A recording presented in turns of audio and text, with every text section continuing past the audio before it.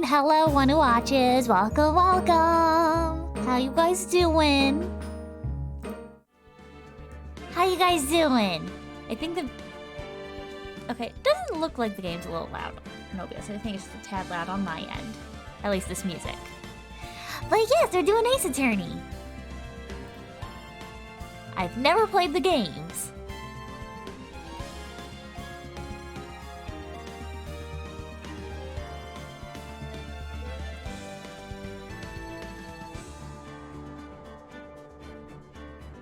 My only experience with Ace Attorney is the animated series, so I'm excited for this. I hope you guys are.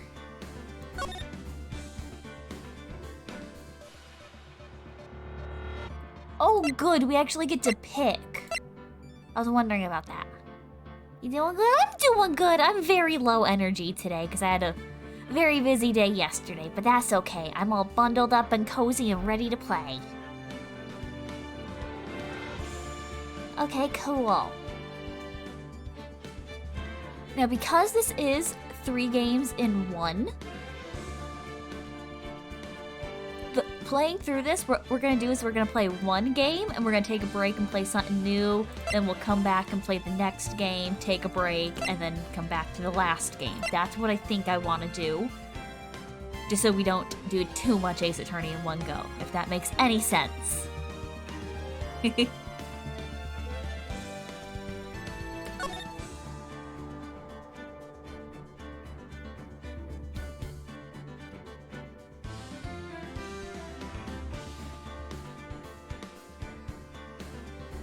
Episode 1, the first turnabout. Yes.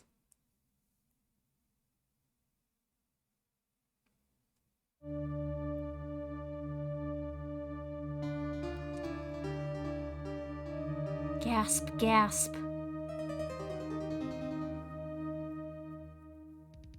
Oh no, someone's dead. Damn it. Why me? I can't get caught. Not like this. I've got to find someone to pin this on. Someone like him. I'll make it look like he did it. Also, I don't know how well this is going to be for streaming wise. I'm August 3rd, 9:47 a.m. District Court Defendant Lobby number 2. Okay. You guys will have to let me know if the text goes by too quick. I will, like, do my best to say everything out loud for you guys, but if it ends up being too quick, let me know. I think there's a setting I can change? Maybe.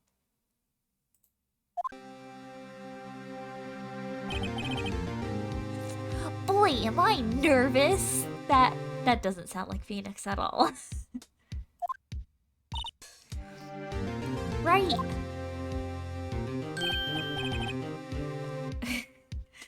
Why does it feel awkward for me to read these out? It shouldn't feel awkward. Oh, hiya, Chief. Ooh, I'm glad I made it on time. Well, I have to say, Phoenix, I'm impressed. Not everyone takes on a murder trial right off the bat like this. It says a lot about you, and your client as well. What's that say about me? But, thanks! Actually, it's because I owe him a favor. A favor? You mean you knew the defendant before this case? Yeah. Actually, I kind of owe my current job to him. He's one of the reasons I became an attorney. Well, that's news to me. I want to help him out any way I can. I just really want to help him. I owe him that much. It's over. My life, everything, it's all over. Is that your client screaming over there? Yeah, it's him. death, despair. Oh. I'm gonna do it. I'm gonna die. Stop being dramatic. Sounds like he wants to die. Vi_L_VT just subscribed. Show them your badge to prove you are a real lawyer. I don't got nothing to prove to you.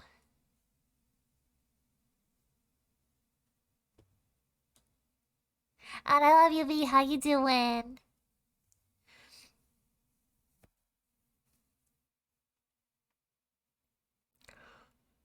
I don't like how there's no BGM playing when we're just not doing anything. Totally didn't get lost in Cyberpunk. Of course. Of course.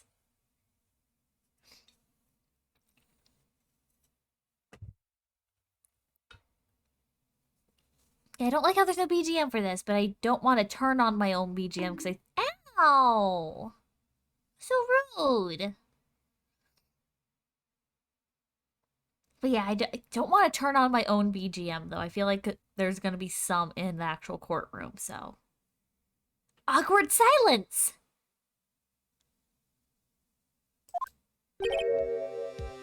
Oh, there we go. Why did the BGM stop? Nick! Hey there, Larry. And Larry's such a dumb name, in all honesty. Like, he does not look like Larry.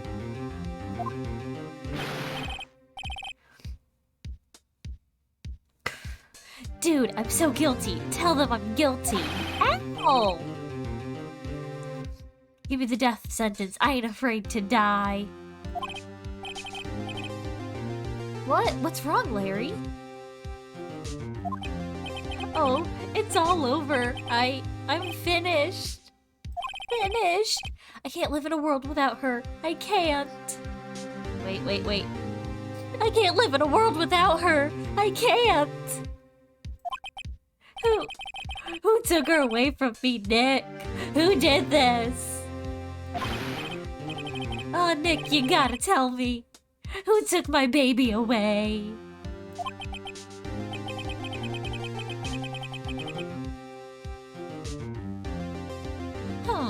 Person responsible for your girlfriend's death? The newspapers say it was you.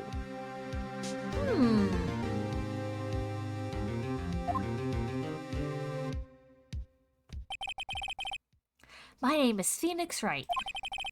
Here's the story. My first case is a fairly simple one.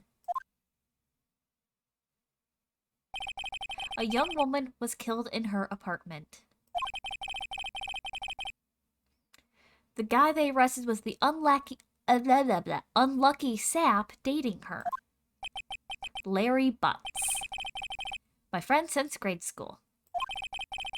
Our school had a saying, when something smells, it's usually the butts. Oh, God.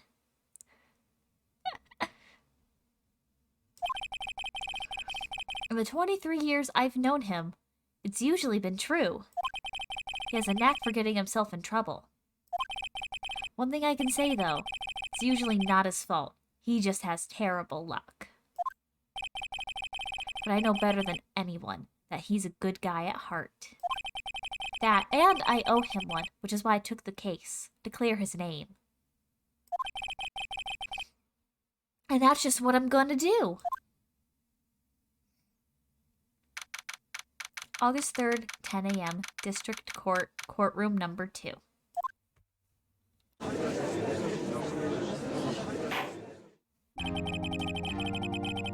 Court is now in session for the trial of Larry Butts. Prosecution is ready, Your Honor. The, defense is ready, Your Honor. Mr. Wright, this is your first trial, is it not? Yes, Your Honor. I'm, a little nervous. Conduct during this trial will decide the fate of your client. Murder is a serious charge. For your client's sake, I hope you can control your nerves. But thank you, Your Honor. Mr. Wright, given the circumstances, I think we should have a test to ascertain your readiness. Yes, Your Honor. Oh no. Hand shaking, eyesight fading. Arms weak, mom's spaghetti!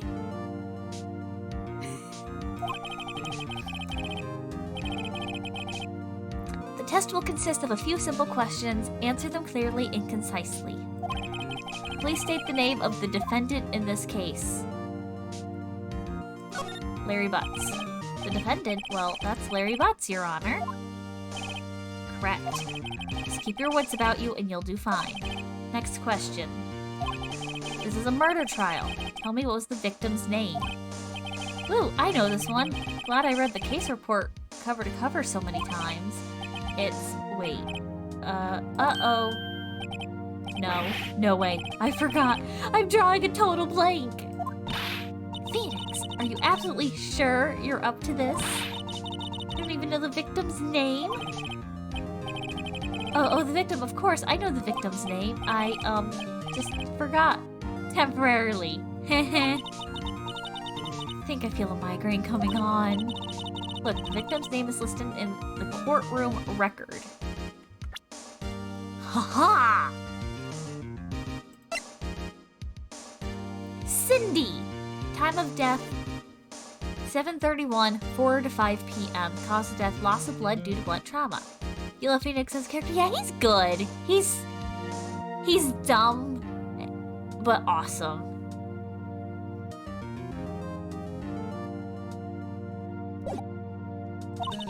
Just press tab to check it anytime, okay? Remember to check it often. Do it for me, please. I'm begging you. Mr. Wright, who is the victim in this case? Cindy Stone. The victim's name is Cindy Stone. Correct. Now tell me, what was the cause of death? She died because she was hit with a blunt object. She was struck once by a blunt object. Correct. You answered all my questions. I see no reason why we shouldn't proceed. You seem much more relaxed, Mr. Wright. Good for you. Good afternoon, Curry. How you doing? Thank you, Your Honor, because I don't feel relaxed, that's for sure.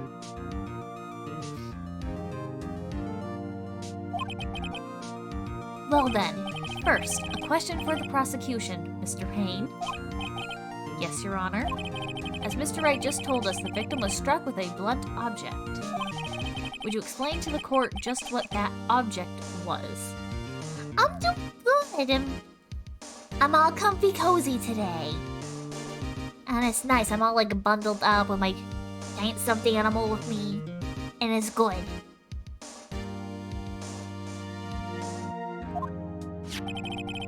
The murder weapon was this statue of the Thinker. It was found lying on the floor next to the victim. I see. The court accepts it into evidence. Statue added to the court record. Right. Be sure to pay attention to any evidence added during the trial. It was very cozy. Very, very cozy. Also, because my room is a little chilly right now, too. The evidence is the only ammunition you have in court. Use tab to check the court records frequently. Mr. Payne, the prosecution may call its first witness. Prosecution calls defendant Mr. Butts to stand. Chief, what do I do now? Pay attention! Don't want to miss any information that might help your client's case. You'll get your chance to respond to the prosecution later, so be ready. Let's just hope he doesn't say anything unfortunate. Uh-oh, Larry gets excited easily. This could be bad.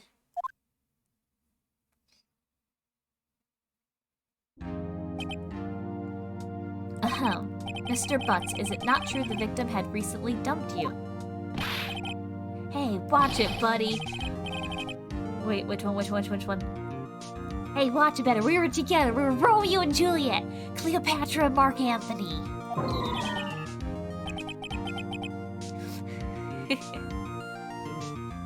Didn't they all die?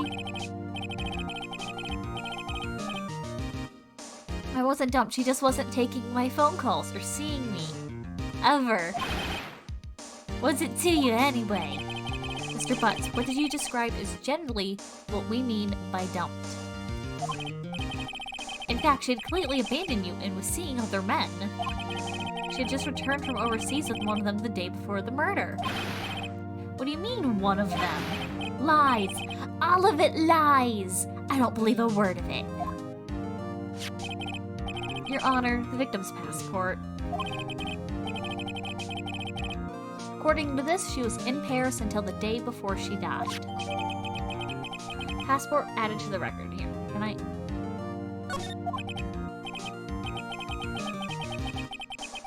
Huh, indeed, she appears to have returned that day before the murder. Can we look at? Finger, it's rather heavy. Day before the murder. Doesn't do anything else, okay.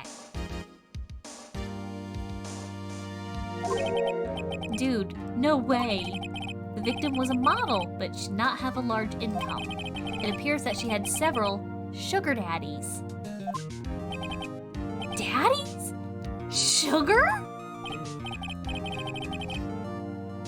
Yes, older men who gave her money and gifts. She took their money and used it to support her lifestyle. Dude! You can clearly see what kind of woman this Miss Stone was. Tell me, Mr. Butts, what do you think of her now? Right? I don't think you want him to answer that question. Yeah, Larry has a way of ruining his mouth in all the wrong directions. Should I... Oh god, I don't know. She said to stop him, so I will. My client had no idea the victim was seeing other men. Yes, hello, Lobo, and ow! That question is irrelevant to this case.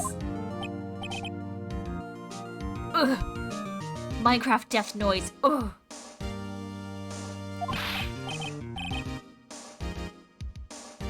Dude, Nick, what do you mean irrelevant? That cheatin' she-dog. Oh no. I'm gonna die. I'm just gonna drop dead. Hey, Doobie. I'm gonna get to the bottom of this. Let's continue with the trial, shall we? I believe the accused's motive is clear to everyone. Yes, quite. Oh boy, this is so not looking good. Very first case. I haven't played any of the games before. I have seen the animated series though, but I honestly don't remember many of the details. Next question. You went to the victim's apartment on the day of the murder, did you not? Well, did you or did you not? Well, maybe I did and maybe I didn't. Uh-oh, he went. What do I do? I don't know.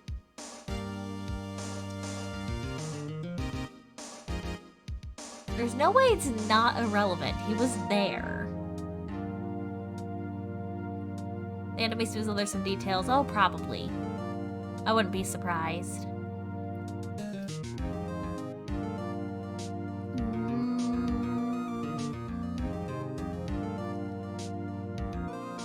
The answer's honestly is gonna sound more guilty, but it's not something that'd be irrelevant like before. Just answer honestly. I know, I'll send him a signal. Oh no. Tell the truth. Yeah, I was there. I went. That's probably a bad idea. That's probably a bad idea. You guys can see how bad I am as a lawyer. Order! Well, Mr. Butts? Dude, chill. She wasn't home, man, so I, didn't see her. Your Honor, the defendant is lying. How do you know? Lying? The prosecution would like to call a witness who can prove Mr. Butts is lying. Well, that simplifies the matters. Who is your witness? Man who found the victim's body. Just before making the gruesome discovery, he saw the defendant fleeing the scene of the crime.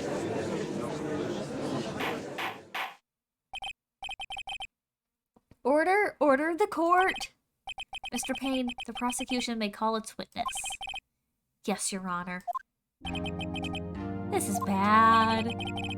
On the day of the murder, my witness was selling newspapers at the victim's building. Please bring Mr. Frank saw it. Really, do you think he saw it? He saw everything. I did the right move? Okay, cool. Cool! Wait, I got this. Hold on, I got this. I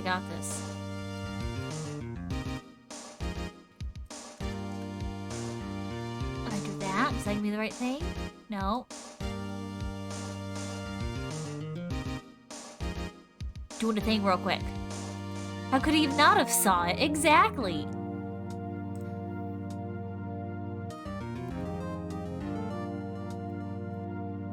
I'm doing a thing real quick.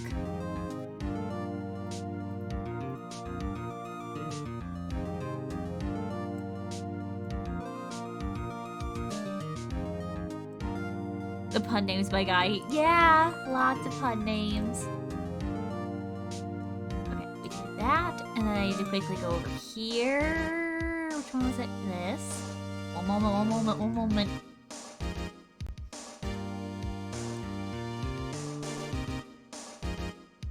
Oh no, this one's better. This one's better.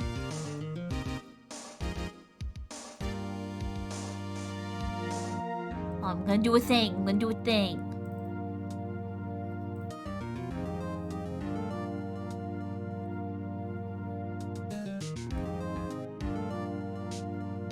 I need to go.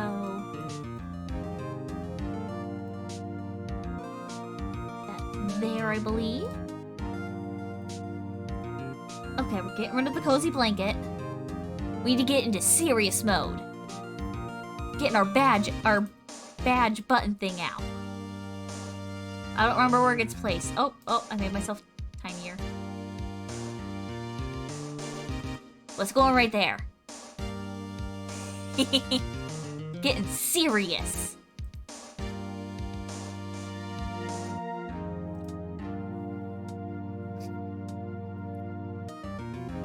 Anyways, Mr. Saw It. You sell newspaper subscription. Is this correct? Oh, I need to close that. Oh, yes. Newspapers, yes. He looks very sleazy. Mr. Saw It, you may proceed with your testimony. Please tell the court what you saw on the day of the murder. Witness testimony. Witness's account. Okay. I was going door to door selling subscriptions when I saw a man fleeing an apartment. I thought he must be in a hurry because he left the door half open behind him. Thinking it strange, I looked inside the apartment. Then I saw her lying there, a woman, not moving, dead. I quailed in fright and found myself unable to go inside. I thought to call the police immediately. However, the phone in her apartment wasn't working. I went to a nearby park and found a public phone. I remember the time exactly. It was 1 p.m.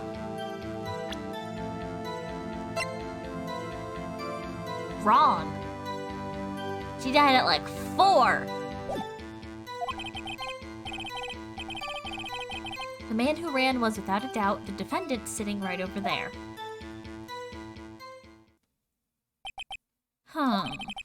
Larry, why didn't you tell the truth? I can't defend you against a testimony like that. Incidentally, why wasn't the phone in the victim's apartment working? Your Honor, at the time of the murder, there was a blackout in the building. The only way someone could look more sleazy than Frank Saw is if they're made of actual sleaze. Yeah, that's about right. I can't speak today. Aren't phones supposed to work during a blackout? Yes, Your Honor. However, some cordless phones do not function normally. The phone that Mr. Saw used was one of those. Your Honor. I have a record of the blackout for your perusal. Blackout record added. Noon to 6 p.m. Okay. Now, Mr. Wright. Yes, Your Honor.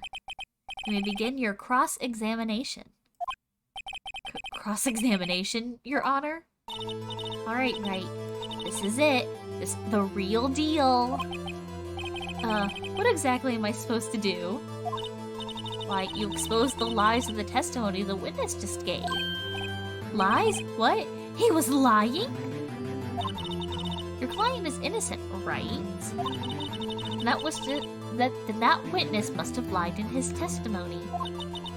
Or is your client really guilty? How do I prove he's not? You hold the key. It's in the evidence. Compare the witness's testimony to the evidence at hand. There's bound to be a contradiction in there. I found one already.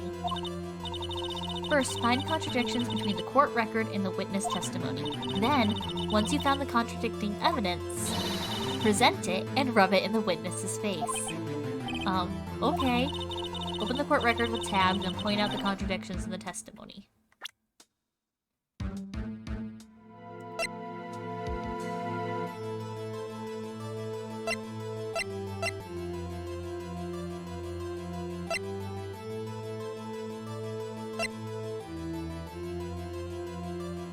Okay.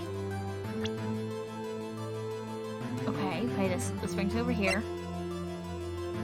He's 36? Nah, he needs to be older.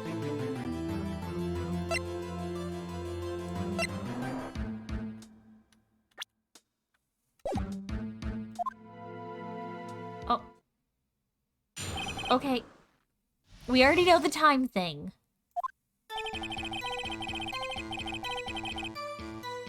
When I saw a man fleeing an apartment, we don't have anything to go against that. I think it's just the time we have.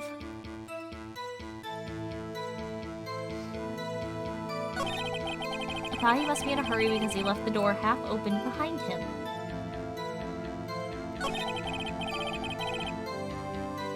Thinking it's strange, I looked inside the apartment. Being asleep makes you age faster. Oh, yeah, that makes sense. Then I saw her lying there, a woman not moving, dead. I quilled and frightened and found myself unable to go inside. I thought to call the police immediately. However, the phone in her apartment wasn't working. But you just said you couldn't go inside. I don't know what I'm supposed to be doing, honestly. But we know the time one. I remember the time exactly. It was 1 p.m.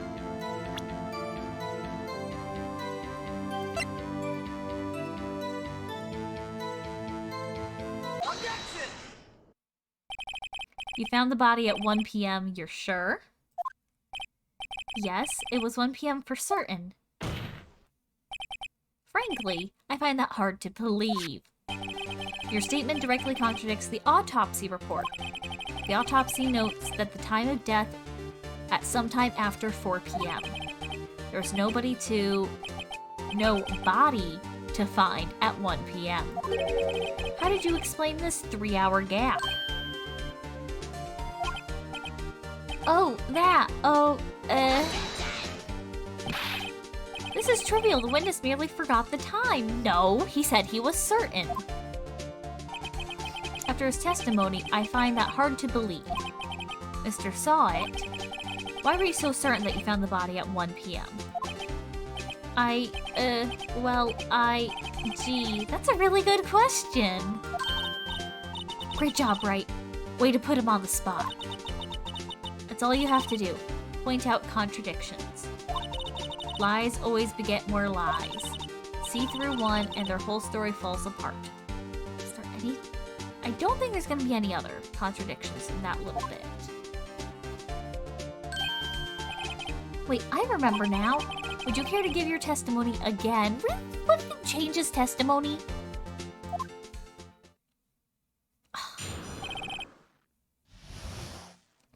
The time of discovery. You see, when I found the body, I heard the time. There was a voice saying the time. It was probably coming from the television. No, the power was out. Oh, but it was 3 hours off, wasn't it? I guess the victim must have been watching a video of a taped program. That's why I thought it was 1 p.m. Terribly sorry about the misunderstanding. Bitch is lying again! See, you heard a voice saying the time on a taped program. Mr. Wright, you may cross-examine the witness. Right. You know what to do. I've got this one.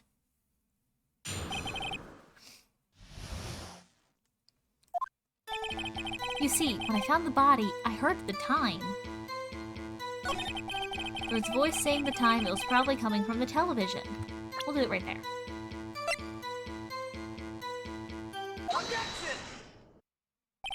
Hold it right there. The prosecution has said there was a blackout at the time of the discovery. And this record proves it. You couldn't have heard a television or a video. Yeah! The defense has a point. Do you have any explanation for this, Mr. Sawit? No, I find it quite puzzling myself. Quite. Wait, I remember now. Mr. Sawit, the court would prefer to hear an accurate testimony from the very beginning. These constant corrections are harming your credibility. That, and you seem rather distraught. My apologies, Your Honor. It, must have been the shock of finding the body. Very well, Mr. Sawit. Let's hear your testimony once more, please. I'm gonna assume the passport or the statue is gonna be next.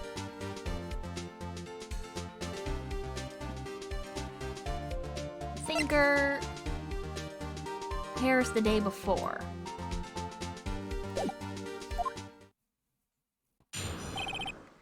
Hearing the time. Actually, I didn't hear the time. I saw it. Really? There was a table clock in the apartment, wasn't there? Yeah, the murder weapon. The killer used it to hit the victim. No! That must have been what I saw. Bitch! You saw a clock. I guess that would explain it. Defense may cross-examine the witness. Gladly.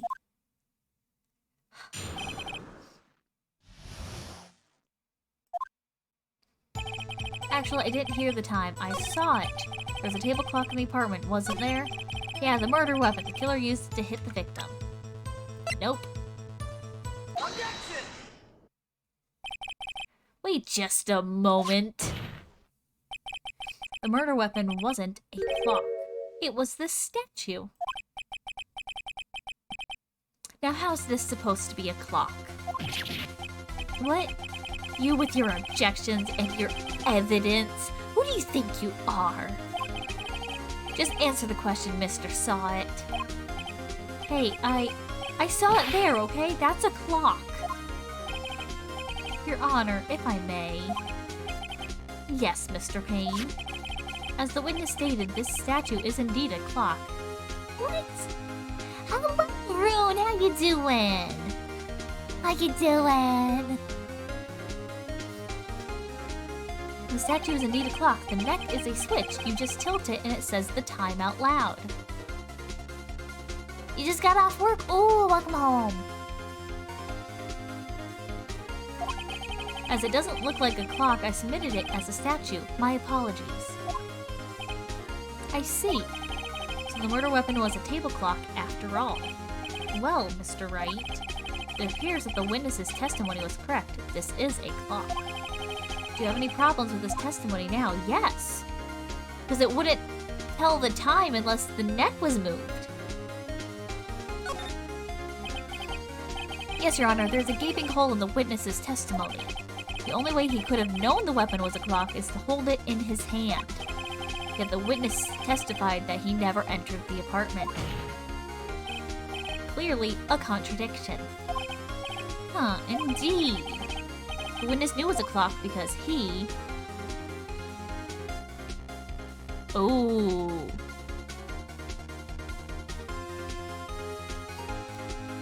Went into the apartment, I'm guessing. You're lying. You were inside the apartment on the day of the murder. Oh yeah? Prove it. Prove I went in there. I'll do better than that. I can prove you're the one who killed her. You struck her with the clock, and the shock of the blow triggered the clock's voice. That was the sound you heard.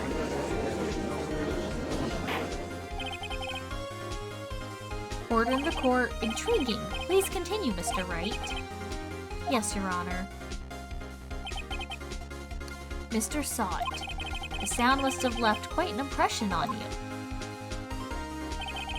Understandable, since the murder weapon spoke as you hit the victim. That voice was burned into your mind. That's why you're so certain about the time. But what's the meaning of this? This is all baseless conjecture. Baseless?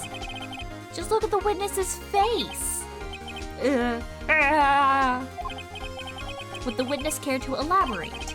Did you strike the victim with the clock? That day, I never...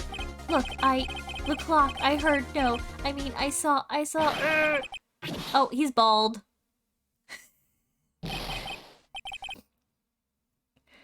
Shut up, shut up, shut up, shut up, shut up, I hate you. It was him, I tell you, I saw him. He killed her and he should burn. Burn! Give him death! Order in the court, I say. Your Honor, a moment, please. There isn't a shred of evidence supporting the defense's claims. Mr. Wright? Your Honor, you claim the sound the witness heard came from the clock. Do you have any evidence? The whole case is riding on this. I better think it through carefully. Your Honor, the sound Mr. Saw heard was definitely this clock. A fact which is clear if you simply...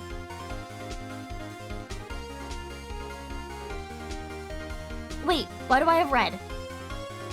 Or is this like the last section? Or did I get something wrong?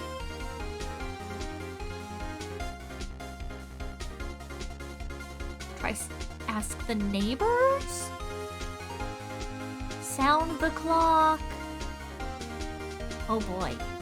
I don't know. I don't see how the batteries would do anything.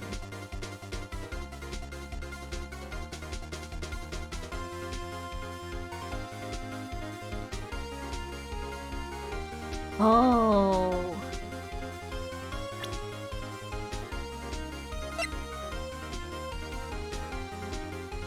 Health bar signaling you can take. Oh, okay.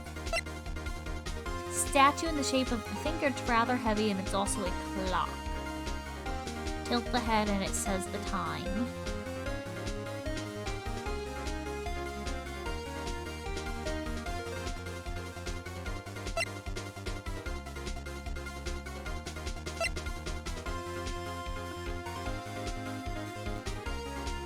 I don't know.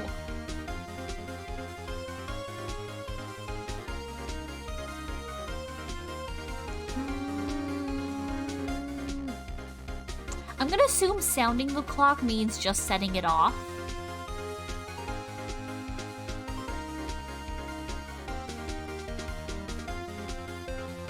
Because there's no guarantee the neighbors could have heard the clock say its thing. You don't always hear what the people next to you are doing. Try sounding the clock. Let's sound the clock now, here in this room. Your Honor, may I have the clock? I ask the court to listen very carefully. I think it's 8:25. That certainly is a strange way to announce the time. Well, he is the thinker, after all. So, we've heard the clock. What are your conclusions, Mr. Wright? Mr. Payne, can you tell me what time it is now? Okay, no, that just said 8:25. It's 11:25. Ah! As you can see, this clock is exactly 3 hours slow. Precisely the discrepancy between what Mr. Sawit heard and the actual time of death. So, Mr. Sawit, try to talk your way out of this one. Ha! Ha! You forgot one thing. Uh-oh, what's he talking about now? Well, it may seem like that clock is running 3 hours slow. It proves nothing. How do you know it was running 3 hours slow on the day of the murder? You can't prove that. You don't have a case. He's right. How am I gonna prove that? Damn it, I was so close. Mr. Wright, it seems you lack the critical evidence to support your claim. Yes, Your Honor. This means I cannot let you indict the witness, unfortunately. This ends cross-examination. Did I do bad? Or are we gonna, like, investigate more? I'm all the way down here to testify, and look what happens. You treat me like a criminal. A criminal! You lawyers are all slime. Sir, you are slime. Here, I almost had him. Sorry, Larry, I failed you. Oh no, I think we failed. There's nothing I can do about it now. Fuck. Oh? Never mind, Mia to our rescue. Not so fast, Mr. Sawit. Mia, I mean, Chief. Listen up, Wright. Don't throw this one away. Not like this. Think. But Chief, it's over. I can't prove the clock was slow the day of the murder. Nobody can prove that. Well, yes. That doesn't mean you can't still win. Try thinking out of the box. Don't waste time doubting the facts. Assume the clock was 3 hours slow and think it through. Ask yourself, why was the clock 3 hours slow? Figure out the reason and you'll have your proof. Right? Can you think of a reason why the clock would be 3 hours slow? Yes, because of her trip. Wait, maybe I can prove it. You must have evidence somewhere that can prove it, Wright. Find it and let them have it. Well, Mr. Wright? You say the clock was already running slow on the day of the murder. Have you found evidence to support this claim? Of course. There is a piece of evidence in the court records that can prove my claim beyond a doubt. Ha, tough words. Let's see what you pull this one off. Let's see this evidence that proves the clock was running slow.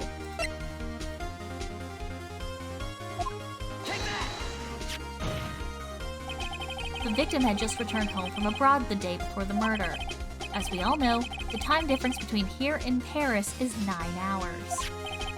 When it's 4 p.m. here, it's 1 a.m. there the next day. Oh, it's the other way around. The clock wasn't 3 hours slow, it was 9 hours fast. The victim hadn't reset her clock since returning home. That's why the time you heard when you struck her dead in her apartment was wrong. Proof enough for you, Mr. Sawit, or should I say, Mr. Did It?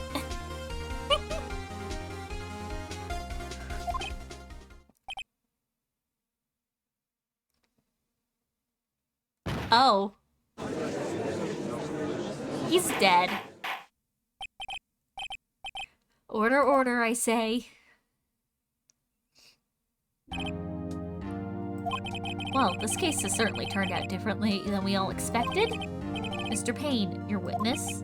He was arrested and has been taken away, Your Honor. Very well. Mr. Wright? Yes, Your Honor. I have to say, I'm impressed. I don't think I've ever seen someone complete a defense so quickly. Proves he's the killer, flip and dies, right? And find the true culprit in the same time. Thank you, Your Honor. At this point, this is only a formality, but this court finds the defendant, Mr. Larry Butts, not guilty.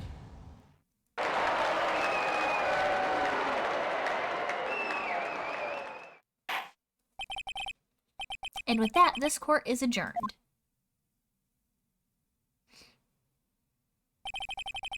Turns out Frank saw it was a common burglar. He posed as a newspaper salesman to see when people were out of the house. That day, when Larry went to her apartment, the victim wasn't home. After he left, Mr. Sawit let himself in to do his dirty work. While he was searching her place, the victim returned. Flustered, Mr. Sawit grabbed the nearest blunt object he could find.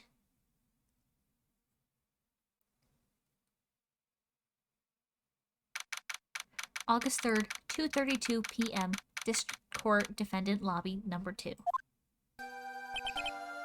Woo! I still can't believe we won! Right, good job in there. Congratulations. Thanks, Chief. I owe it all to you. Not at all, not at all. You fought your own battles in there. It's been a while since I've seen trial end on such a satisfying note. I've never seen the Chief looking this happy. If she's this glad, imagine how Larry must feel. My life is over. Larry, you're supposed to be happy. What's wrong now? Aw, Nick. Don't worry about me. I'll be dead and gone soon. Good, wait, no. I mean, bad. Bad, bad, bad. Larry, you're innocent. The case is closed. But my Cindy Windy's gone, man. Gone forever. Larry, she was a... No, never mind. Never mind. Congratulations. Harry? Harry? Yes, you. I can practically see the headlines now. Harry Butts innocent. Oh no, Mia. Hehe, oh, thanks. I really owe you one. I won't forget this, ever. Let's celebrate. Dinner, movie, my treat. Oh no, I couldn't. Hey, I was the one who got you off the hook. Oh hey. Here, take this. It's a present. It's the murder weapon. A present for me? Wait, wasn't this the evidence that... Actually, I made this clock for her. Oh! I made one for her and one for me. Oh, that's cute. That's actually really cute. Really, you? You made this? Well, thank you. I'll keep it as a memento. Yo, Nick. Can you believe it? I was so into that chick. And she was just playing me for a fool. Welcome back! Don't that make you just want to cry? Oh, Larry. Are you so sure? Excuse me? I think she thought quite a lot of you in her own way. Nah, you don't gotta sympathize with me. It's okay. Oh, I'm not just sympathizing, really. Isn't that right? Don't you have something to show your friend? Something that proves how she felt about him? Huh? Oh yeah, right. What the heck is she talking about? The statue, I'm assuming. Check this out, Larry. Proof positive you weren't just some chump to her. Huh? What about that clock? This is the clock you made for her, Larry. And she took it with her when she traveled. Whatever, she probably just needed a clock, that's all. You wouldn't... Could just be me, but I wouldn't bring, like, my alarm clock with me on a trip. Could just be me. You think so? It's a pretty heavy clock to take traveling. Well, make of it what you will. Hey, Nick. I'm glad I asked you to be my lawyer. Really, I am. Thanks. Hope that made him feel a little better. Yeah, cell phones can be alarm clocks too, but like, I feel like even back then, especially if you're gonna be staying in like a hotel, hotels usually have an alarm clock or something. Or even just an analog clock on the wall. You wouldn't lug, especially a heavy alarm clock on a trip, I feel. Unless it was, you know, something special.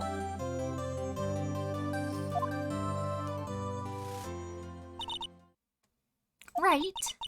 I hope you see the importance of evidence now.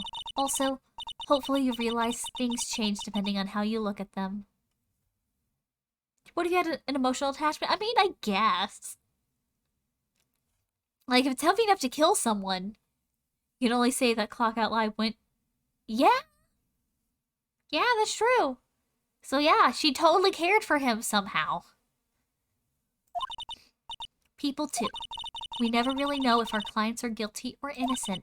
All we can do is believe in them. And in order to believe in them, you have to believe in yourself. Believe it!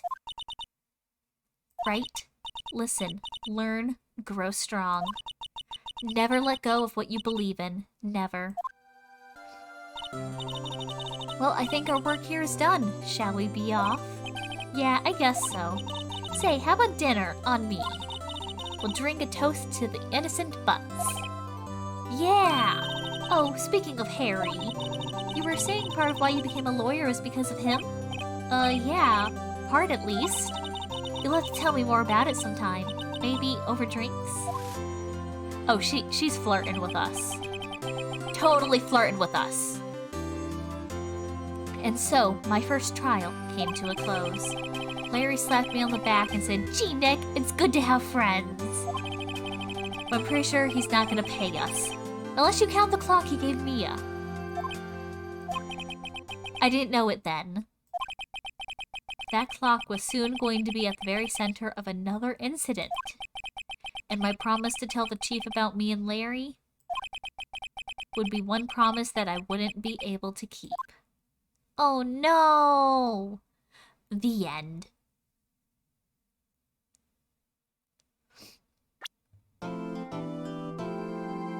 A brand new episode has been added.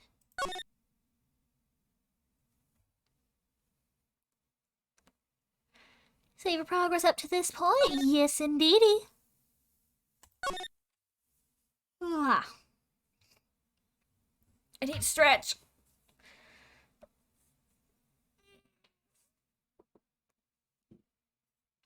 Ooh, that got me a little lightheaded. Even it could be proven the clock was 9 hours ahead, butts would have been fine. Yeah!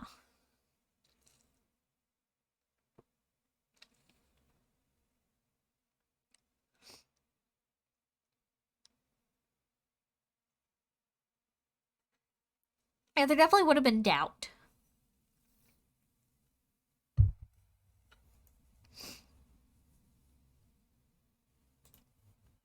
We're saved. And on to case 2. Bring, bring. Hello, this is Maya. Hey Maya, it's me. Mia, what's up? You haven't called in a while. Sorry, I've been so busy. How have you been? Well, lonely. And it's all your fault. Yeah, very lucky he wasn't wearing a watch. Nah, I'm just teasing. I've been great. I'm finally getting used to having my own place. That's good to hear. Actually, I'm calling because I have a favor to ask. I know. You want me to hold evidence for you? Sharp as always. There's a lot of buzz about the upcoming trial. I just don't feel safe keeping the evidence here. I gotcha. So what is it this time? It's a clock.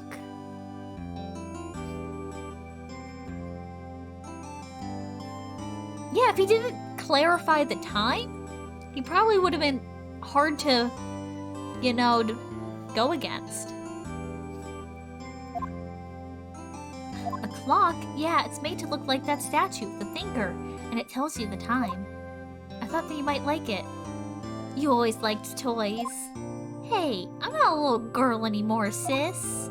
Now, you know I'm only teasing. Ah, I should probably tell you, the clock isn't talking right now. Huh? It's not working? That's lame. I had to take the clockwork out, sorry. I put some papers inside it instead. Papers? Is that the evidence then? Huh, well, there's a possibility it might turn out that way, yes. You can come by the office tonight, say 9 o'clock, to pick it up?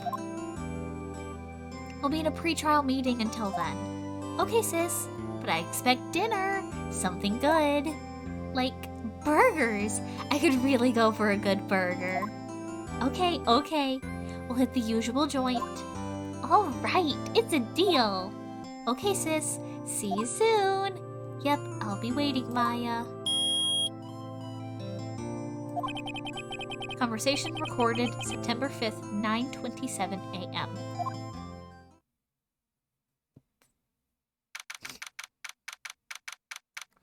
Just before 9 p.m. that night at Fay & Co. law offices.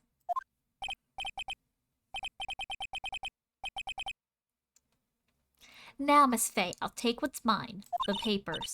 I'm sorry, but I can't give you what I don't have. Miss Fay, you are a poor liar. Why, I see it right over there. That must be the thinker that swallowed up those papers. How could you know? Oh ho ho, you're not cogniferous of my background? Gathering information is my business, you see. I should have been more careful. Ho ho. My dear Miss Fay, I am so very sorry. But I am afraid I must ask you for one more thing. Your eternal silence. Farewell, Miss Fay.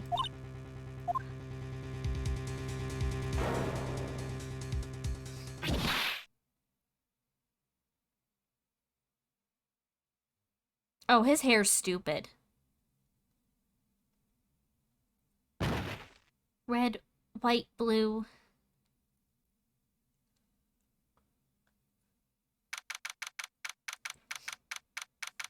September 5th, 9:08, so just a handful of minutes later. Uh-oh, I'm late. Huh? That's strange. Guess the chief left without me. She said her sister was coming over, so we should all go out for dinner. What's that smell? Blood? Mia, maybe she's in her office. Oh boy. We have court records here? Okay, no, it's just our thing.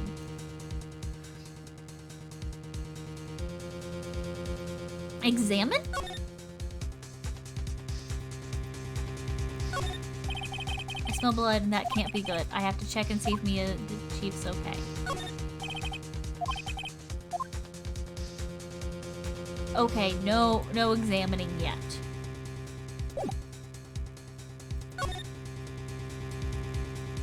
Move to the office. That smell. Blood. Sob. Sis! Someone's there. Chief? Chief? Chief!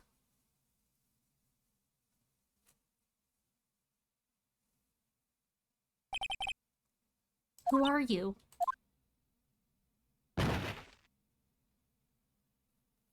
Oh.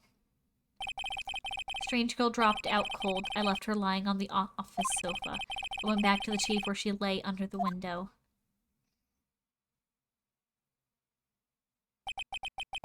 Her body was still warm. I could feel it when I held her shoulders. Then, all too quickly, it began to fade. Until finally she was cold. Shit's going down already. Chief. Examine. It's encrusted with dried blood. How ironic this became the murder weapon again. Chief, it's hard seeing her like this, but if there's any clues here, she was struck on the head with a blunt object. She probably died instantly. The thinker lying next to her must have been the murder weapon. Thinker added to the court record. Huh, there's some glass shards near the chief's body. Must be pieces of glass light stand lying broken in the back of the room. Glass shards.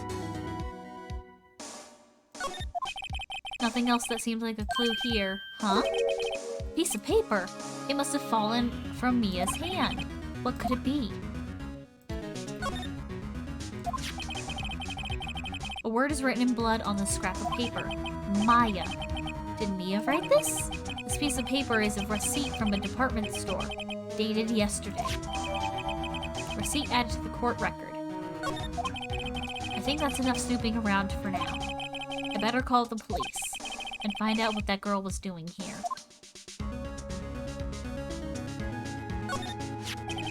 Some shards of glass. They seem to be the remains of the light stand. We got that. We got that.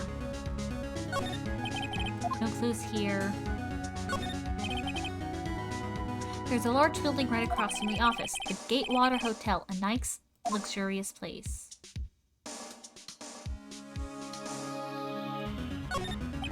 No clues here. Okay, I don't... Oh, there's more! The Fanco Ledger Book. Everything is written in the chief's ultra neat handwriting. It's a small office, but makes a good bit of money. Right! I better call the police! Phoenix. That's funny. A few of the screws on the receiver are missing. Looks like someone was halfway through taking it apart. Police? Please come quickly. What? What was that? Someone screaming from outside the window? She's staring right at me. She's holding a phone in her hand. Maybe I can look at her in a moment. No clues here.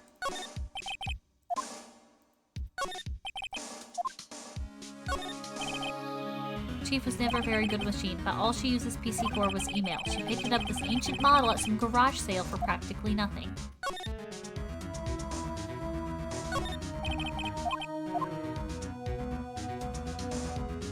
Have I gotten everything? I feel like I might have.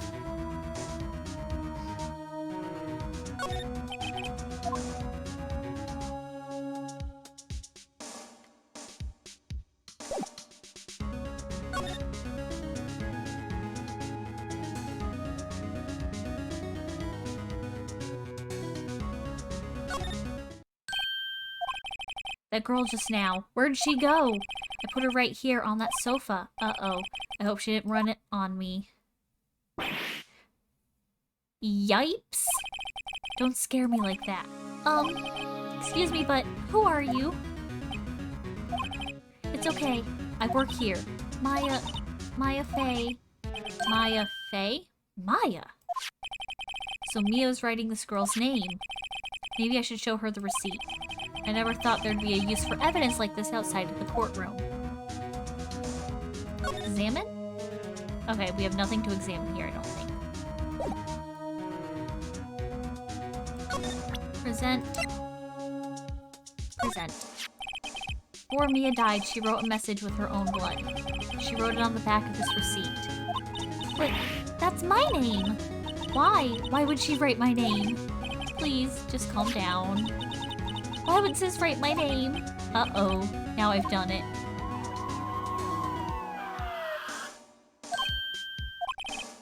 The police. Sounds like they're coming this way. Freeze, police. Alright, I'm Detective Dick Gumshoe. See?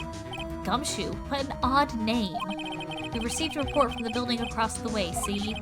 Got a person saying they saw a murder. She must have been the woman I saw. Anyway, I don't want either of you moving 1 inch, okay? Great. Just great. Maya, wait. She wouldn't have... No. Whoa! Excuse me. Yeah. This word Maya here mean anything to you? That's my name. What? The victim drew this here note in her own blood, see? With her dying breath, she wrote down the killer's name. No. Killer? I'm not. Case closed, you're coming down to the precinct, ma'am. What?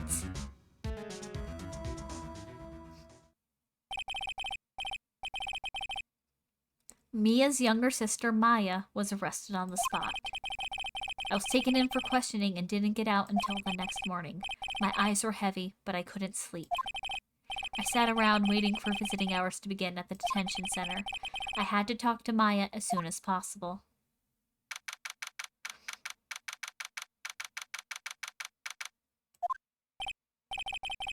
Oh, they had poor Maya locked up like a criminal. Oh, it's you, the lawyer. Good morning. Good morning. She looks so tired. Are you gonna be my attorney? Well, that's what I wanted to talk to you about. But of course I will. First things first, I better get her cheered up. Yeah, of course I will cheer up. Really? Whoa, did I say the wrong thing? She looks sadder now. What's wrong? You don't think I can do it? No, no one could. Who would believe me? Even you. When you found me in the office, you looked at me like I had done it. Did I look at her like that? No, I never thought. It's okay. I understand. And I've also heard about you. Heard? Heard what about me? I was talking to my sister on the phone the other day. Today was my junior partner's first time in court. Wow, really? How'd that go? It was quite the scene. Honestly, I was on the edge the whole time. It's been a while. Ha, so he crashed and burned? He's a genius. One of those strike fear in the hearts of evil types. The only thing he's lacking is experience. Huh, sounds like it was fun. Well, I know who I go to if I ever get in trouble now. I don't know, Maya. I think you might want to wait to give him 3 more years. That is, unless you want to be found guilty. Wow, Mia, no faith. That's what she said. I'm sorry. I didn't mean to insult you. No, it's okay. It's true, I guess. But at the same time, I can't just sit by and watch. When I think of the person who did this to Mia. I know.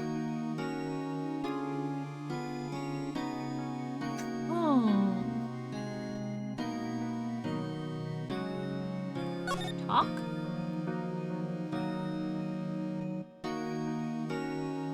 Talk, Maya. There's something I've been wanting to ask you. Yes? What's with that outfit? Oh, this? This is what all acolytes wear. It's my uniform, you could say. Acolytes? Like people in religious training? What is it you do? Oh, it's nothing strange, really. I'm a spirit medium in training. Spirit medium? Pretty sure that qualifies as strange. The day of the crime. Could you tell me about the day of the murder? Yes. Let's see. That morning, I got a call from my sister. She wanted me to hold on to a piece of evidence for an upcoming trial. Evidence? Yes. That clock shaped like the thinker. The one Larry made. How could that have been evidence in a case? Right. She said something about that. I remember. You want to hear it in her own voice? Her own voice? Yes. I'm pretty sure our conversation is on my cell phone. You recorded it. Yeah, I forgot how to delete those things. Your cell phone. So, you say you have a conversation with your sister on your cell phone? Let's hear it. Right. Oh, I just remembered the detective took my cell phone. Sorry. Oh, right. Of course. Next time I see Detective Gumshoe, I'll ask him for it. I'll write you a note so you don't forget, okay? Sure, thanks. Maya's memo added to the court record. Spirit mediums. So you're an acolyte, a medium in training.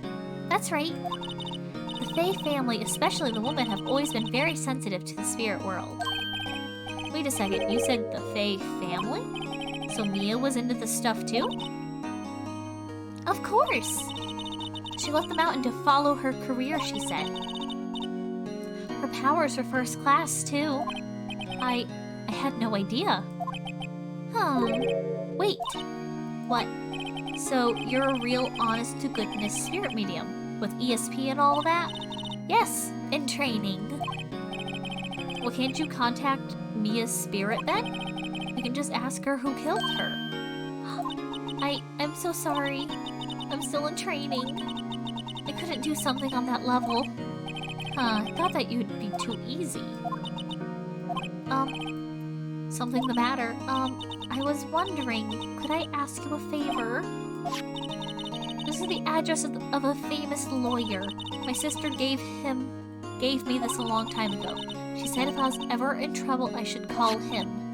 And, well, I'm in trouble. Do you think you can go ask him to represent me? I thought I was gonna represent you!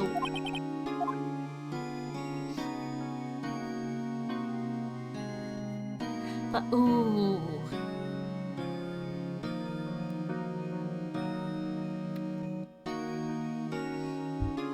I want to refuse because I want to represent her.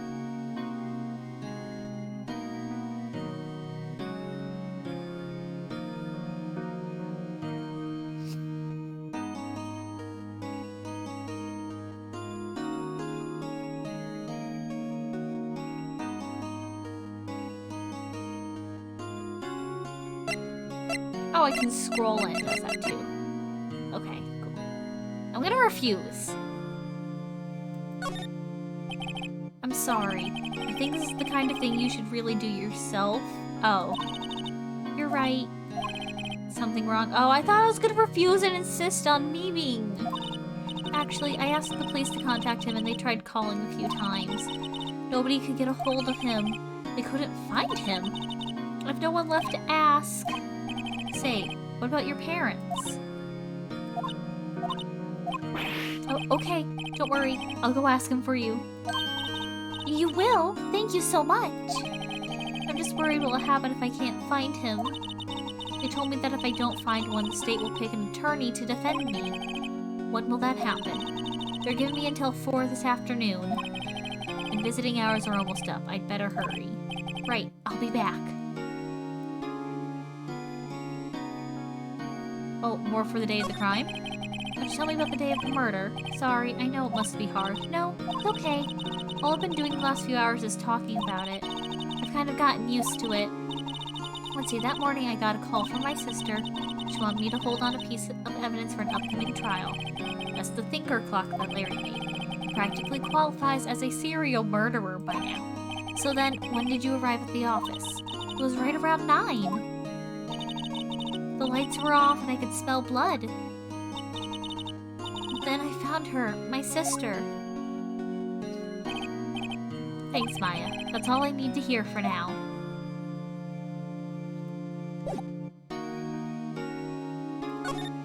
Is there anywhere to move to?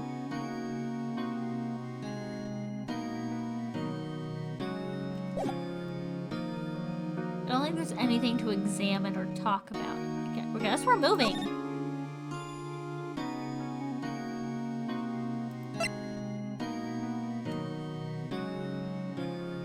Sure, we'll go here. We'll go find that dude. Grossberg Law Offices. According to the receptionist, the big boss is out. She couldn't say when he'd be back. It must be hard to keep track of everything when you're a famous lawyer. Not to mention, run an office like this. I guess I'll just have to come back later. Can we examine?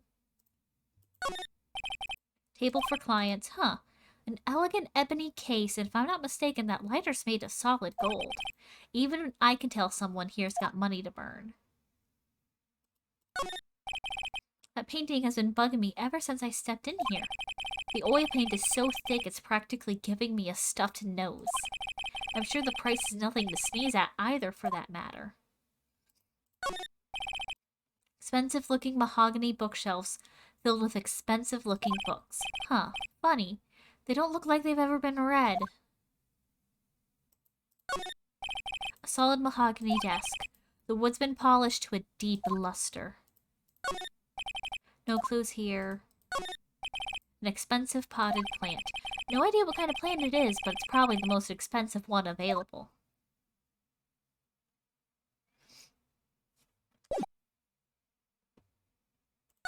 Okay, guess we're going back to the law office then.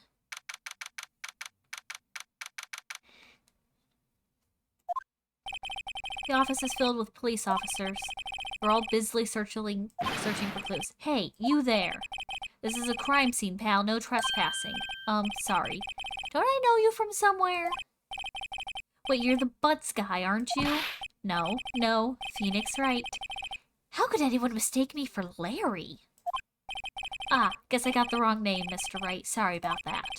That Butts guy, he was a killer, and you're no killer, right? He was proven innocent. Right. And you were... Detective Gumshoe. Gumshoe, wasn't it? Dick Gumshoe. Right. At your service. Hang on. That's Detective Gumshoe to you, pal. Anyways, get the name right. And don't go calling me Dick. Hey, Dick. Get over here. Yes, sir. I'll be right there.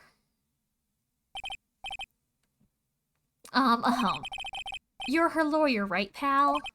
If you got business here, you better do it quick. Woo, he thinks I'm Maya's lawyer.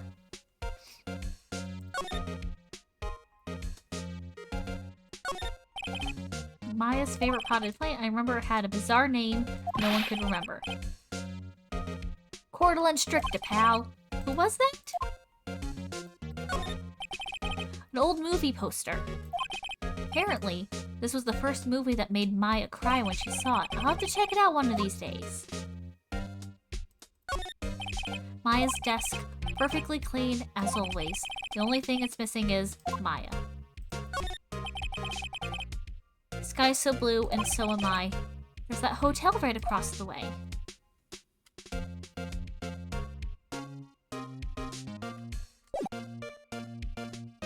Talk to him? Mia. Mia. Yeah, I'm saying Mia. I think. I'm now forgetting what I've been saying the whole time. About Miss Faye. Did you do an autopsy? Huh? You want to know the results, eh? Now don't you look at me like that, pal. It's no use. She might have been your boss, but that doesn't mean you get any special treatment. Alright. You can see the report, but that's all. Autopsy report added to the court record. Maya. About Maya. Yeah, I'm looking forward to the trial. Sorry, pal, but this one trial you aren't gonna win. But why do you say that? City's put Prosecutor Edgeworth on the prosecution. Edgeworth. I'm sure you know what that means. You being a lawyer and all. Tell me more about Edgeworth. Prosecutor Edgeworth. That's right, pal. Mr. Miles Edgeworth himself. Wait. You do know him, don't you? Of course I do. I know him. He's a feared prosecutor. He doesn't feel pain. He doesn't feel remorse. He won't stop until he gets guilty as his verdict. Aw, don't talk about him that way. You make him barely sound human. Still, I'm afraid this pretty much decides the case. So, Edgeworth is on this one.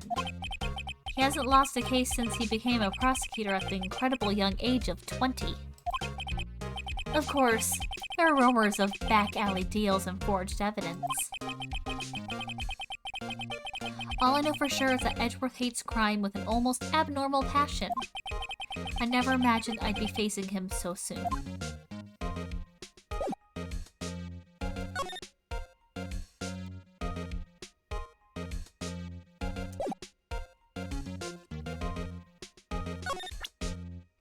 Do I have anything to present to you? I don't think I do.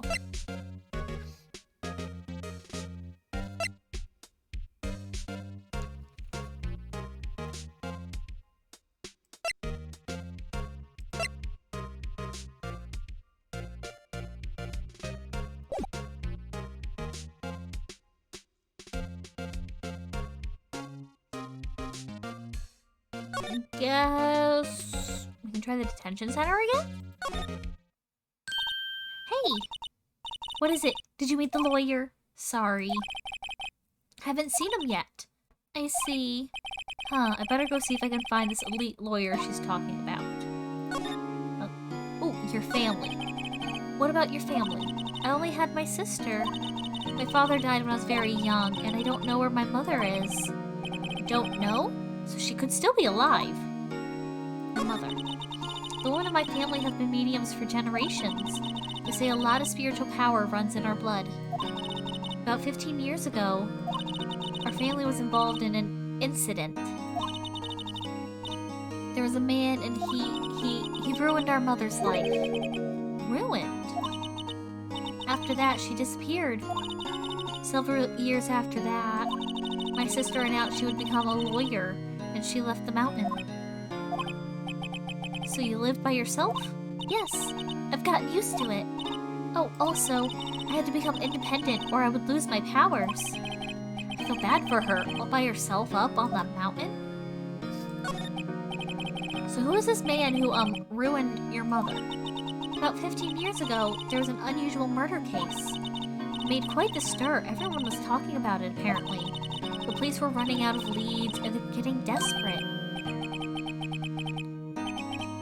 Wait, they didn't use a spirit medium, did they? The police convinced my mother to try and contact the victim. Wow, so what happened?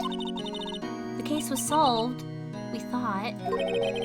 You thought? The man my mother helped the police capture was innocent. The police consultation with the medium had all been carried out in secret, of course. But a man found out about it and leaked it to the press. He told all the papers that my mother was a fraud and the media jumped on it big time. My mother, became a laughingstock of the nation. I see. White. Excuse me, White? That was his name. My sister told me. White. Huh.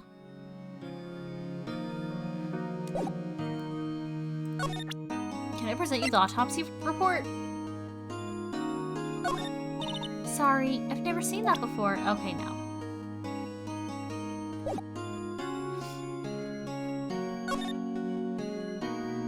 We can try to go to Grossberg again.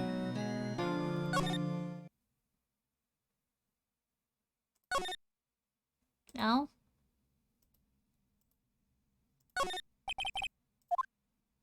Not showing her your badge to prove you're a lawyer. She knows I'm a lawyer. No clues here. Okay.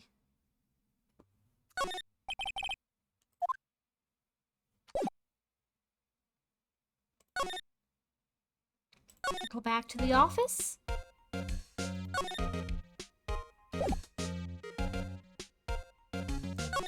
I have anything to present you?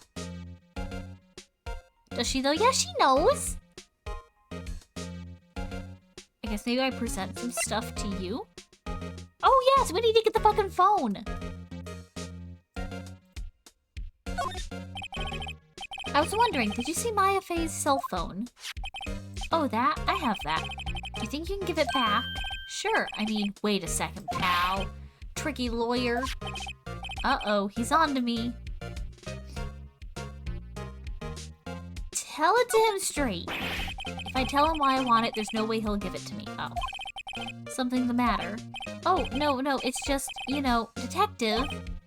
Nope, I know nothing, pal. That cell phone has a lot of numbers on it, like her boyfriend's. The cell phone holds all the little girl's sweetest and spiciest secrets.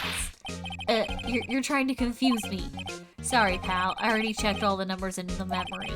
Impressive. You're quite the detective. Uh-huh. Oh, here, you can have the phone back. There weren't any suspicious call records in there after all. Seems he didn't notice the recorded conversation. Maya's cell phone received from Detective Gumshoe. Check the court record to hear the recorded conversation. I guess I've asked all the questions I need to. You're done, pal? Yes, thank you. I'll be heading out now. Oh, wait. One more thing I wanted to mention to you. I don't suppose you're planning on talking to that witness. Anyway, you better not. No influencing the witness with your lawyerly ways, pal. Forgot about her. Come to think of it, I had completely forgotten about her. Yeah! The witness? Yeah, Miss April May. I'm sorry about this, but I can't tell you anything about her. Well, you just told me her name. Miss May, huh? So you've sent her home already then? Aha, you're trying your lawyerly tricks on me now. She's not going to go outside her room until the trial, so She's still in the hotel across the way. I guess I should know better than try to get a detective to leak information. You got that right, pal. Time to pay a visit to Miss May. We already know this.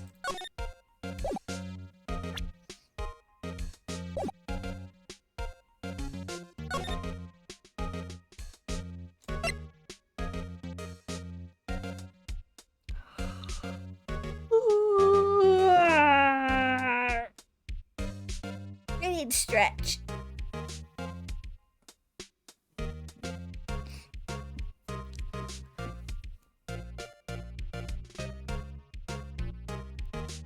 Alright, to the hotel!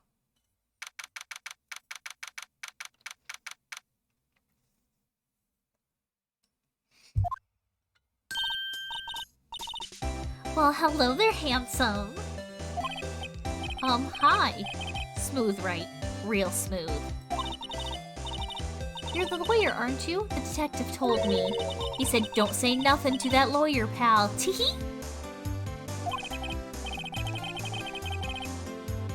Memo to self. Thank Detective Gumshoe for making my job harder.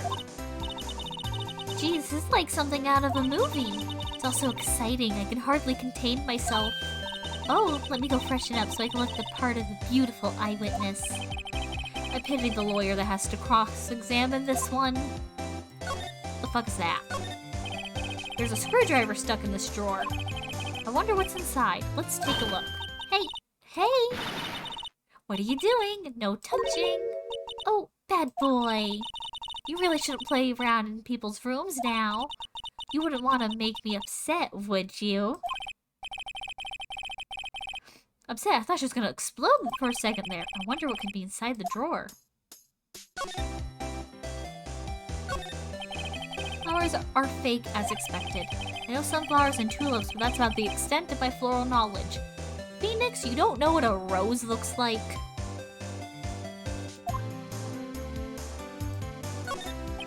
Ah, still scene painting. Wait, should that be still life? Whatever, one of those hanging on the wall. No clues here. The late summer sunlight streams through the window. Here's Faye & Co. Law Office Building, of course. You can see the inside of the room pretty clearly from here. I think it would be a little difficult to recognize a face from this distance, though. Good to know.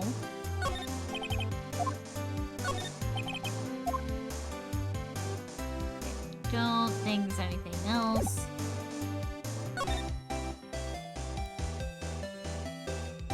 What you witnessed. Do you think you could tell me something? I need you to describe what you observed at the time of the incident. Oh, observe incident. You sound like a lawyer in the movies. I like a man with a big vocabulary. Hehe. Better not encourage her. You know that thing that happened the other day? The bad thing? What did you see when it happened? I don't suppose you can tell me about it? Pretty please? Let me see. Well, dream on. You want to know, you'll have to come to court tomorrow, Mr. Lawyer. Oh boy. What about Miss May? Could you just... Who exactly are you? Oh, Mr. Lawyer, are you hitting on me? No, hey, I'm just doing my job here. Teehee. You know you're cute when you blush. Believe me, this is the first time in life I've blushed this much. Oh, that's adorable. Right. Can you just tell me what it is you do? Well, no, teehee. And you had your little hopes up, didn't you? Oh boy. About this room. I see there are 2 glasses on the table. Someone staying here with you? Oh, what amazing power of observation. You must be one of those famous detectives, like on television. Oh no, not me. I'm, just a lawyer. Say, Mr. Big Detective. Don't you go look for clues in the garbage. Miss May doesn't like nosy little lawyers, huh? Oh boy. Do I have anything to present you? I don't think I do.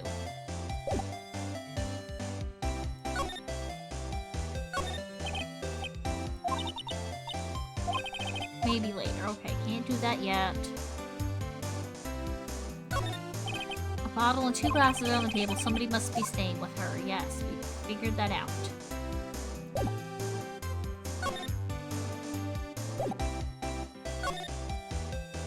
I don't think there's anything left to talk with her for.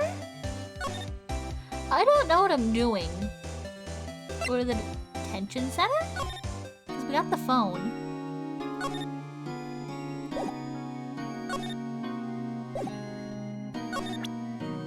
Send you your phone. Hey, I got your cell phone back. Oh, say, can I listen to my sister's voice?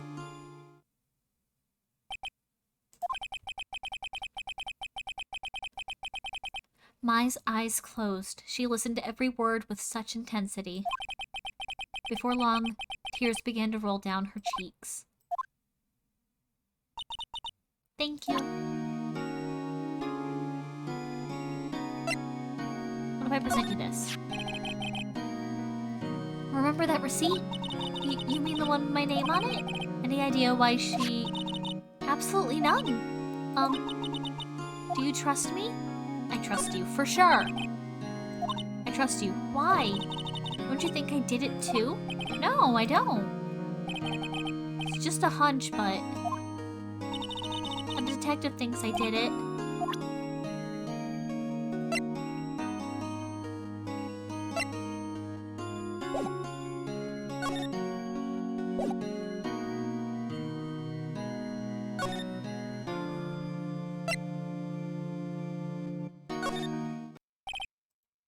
Seems like Mr. Grossberg is out. Well, maybe I should wait for him to come back. Ahem. That wasn't the most over-the-top clearing of the throat I've ever heard. Ah ha ha, so you're the one they say has been looking for me. Yes, that's me. He looks even grander than I imagined. Huh, that badge on your collar. Ah, so you're a lawyer, aren't you now? Yes, well, yes. And what do you want? I'm not particularly busy these days. Please proceed. Not busy? Then how come no one can get in touch with you? Huh, something the matter? Show it to him. The badge. I can't yet! You came to see the one and only Marvin Grossberg, did you not? Well, here I am, boy. What did you want? Out with it. Well, sir, actually, it's about Maya Fey. Ah, yes, Maya Fey. Go on. Huh, why the strange reaction? I'm really quite busy here, son. You just said you weren't. I can't go taking cases on a day's notice. No, it's quite impossible. Wait a second. How did you know the trial was tomorrow? Anyway, I'm afraid it's entirely impossible for me to represent her. Sorry, end of discussion. What's going on? He refused before I even got a chance to ask him. What do I tell Maya? Fine, I will present the badge. Very sorry, but I've got nothing to say regarding this matter. Are you happy?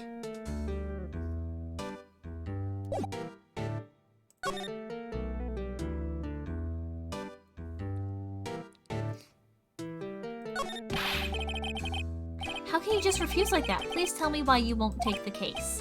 Huh? Well, you see, it's just, I'm busy, you see. Yeah, he already did. But the client is Mia Fey's sister. Mia trusted you. She knew her sister would be in good hands. Yes, of course, I know that. However, I'm sorry, but I must refuse. Sorry, goodbye. Creep. Fine. I don't have the time to argue with you anyways. I'll go look elsewhere. Grumble. Think not. Huh? Did you say something? I think not, I said. What do you mean? I'm terribly, terribly sorry. But I'm afraid that no lawyer worth their salt will take on this particular case. Terribly sorry, my boy. Why? I cannot say. I beg your pardon, but could you leave now? I've nothing more to discuss with you. What's going on here? You may be done discussing with me, but I'm not. Urgh. I'm angry now. How did you know Mia Fey?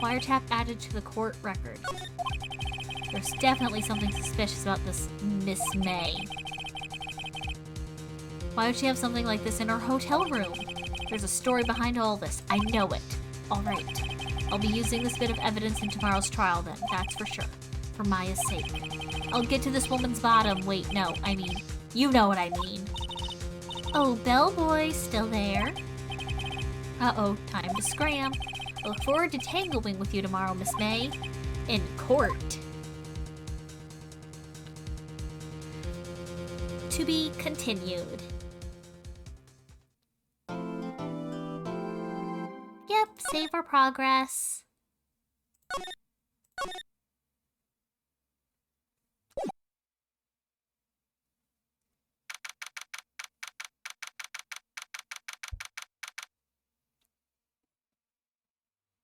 Okay, what we're gonna do is I'm gonna quickly do a BRB. I need to stretch my legs out and whatnot. And then we'll continue. So yes, I'll be right back. I'll be just a couple minutes. Don't burn the place down, guys.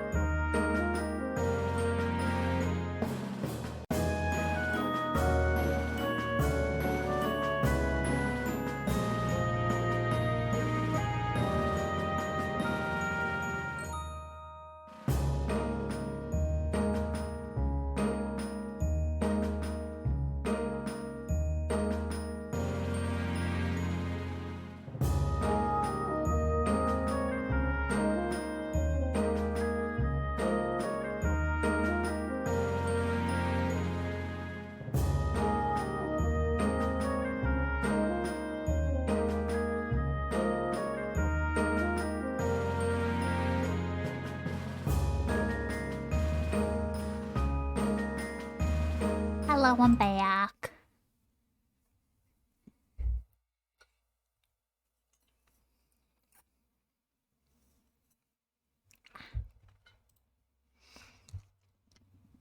I've been sitting crisscross basically all stream, so I just had to get up and like walk around and stretch my legs for a bit. Anyways, let's go. We're gonna win this court case.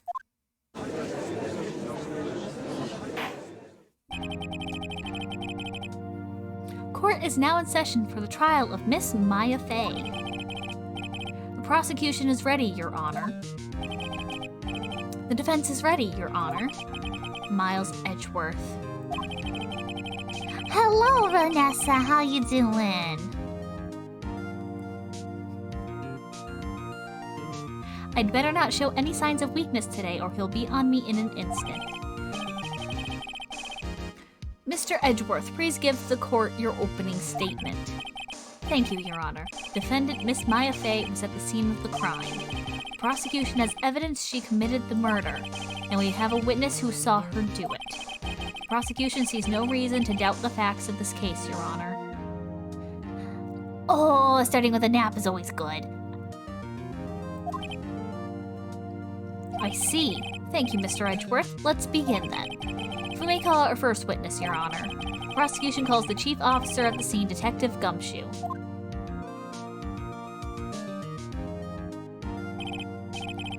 Witness, please state your name and profession to the court. How am I? Good! I'm doing pretty good. Just having a nice chill day today. Sir, my name is Dick Gumshoe, sir. I'm the detective in charge of homicides down at the precinct, sir. Detective Gumshoe, please describe us the details of this murder. Very well, sir. Let me use this floor map of the office to explain.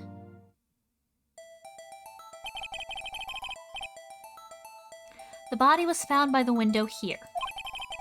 In the cause of death, loss of blood to being struck by a blunt object, sir. The murder weapon was a statue of the thinker found next to the body, sir. It was heavy enough to be a deadly weapon, even in a girl's hand, sir. How fucking heavy was that clock? The court accepts the statue as evidence. They're still calling it a statue. Floor plans have been added to the court record.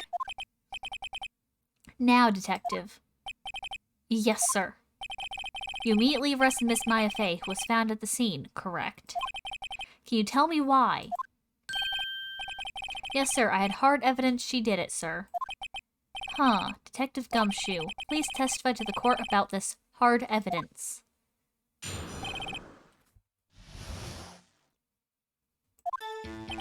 As soon as the phone call came in, I rushed to the scene. There were two people there already. The defendant, Miss Maya Fey, and the lawyer, Mr. Phoenix Wright. I immediately arrested Miss Maya Fey. Why? We had a witness account describing her. The witness saw Miss Maya Fey at the very moment of the murder. Huh. The very moment, you say? Very well. Mr. Wright, you may begin your cross-examination.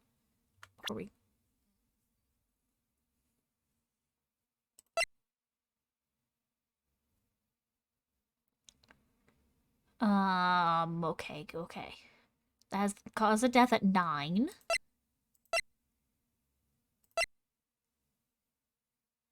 I doubt the clock had, broke at a specific time. God, I don't know.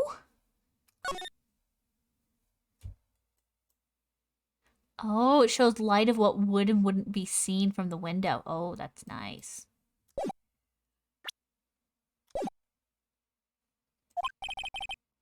Yes, Your Honor, cross-examined what? I couldn't see a single contradiction in that testimony, yeah, other than possibly the time. Whoosh. Smack. Hey, Maya just threw something at me. What's this? When my sister couldn't find any contradiction in a witness testimony, she would bluff it and press the witness on every detail. The witness always slips up and says something wrong. It worked lots of times. Heh, I should have expected Maya would know something of her sister's tricks. Alright, let's give this a try. Something the matter? No, Your Honor. I'd like to begin my cross-examination. Oh god, okay, I gotta bluff it? My assumption is gotta do with the fucking time of death. As soon as the phone call came in, I rushed to the scene. There were two people there already. The defendant, Miss Maya, and the lawyer, Mr. Phoenix Wright. Yes. I immediately arrested Miss Maya Fey. Why? We had a witness account describing her.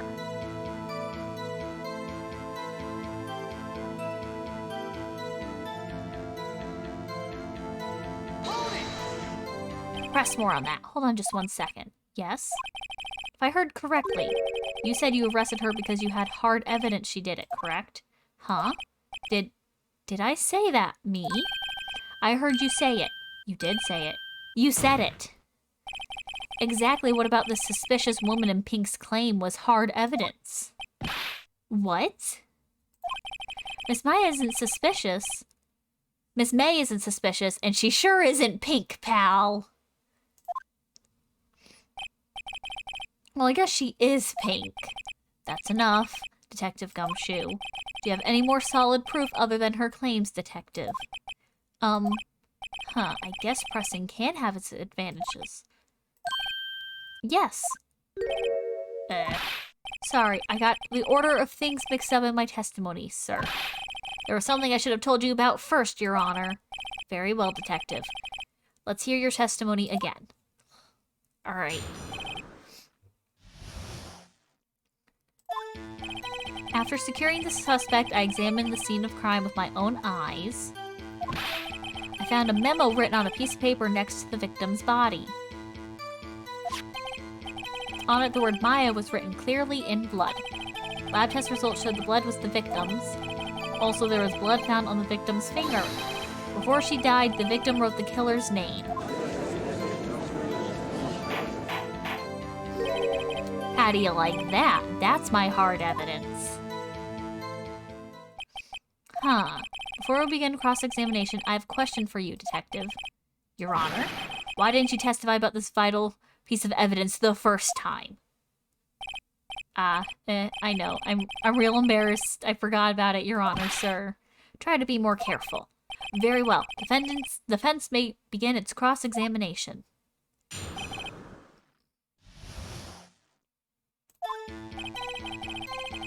I examined the scene of the crime with my own eyes.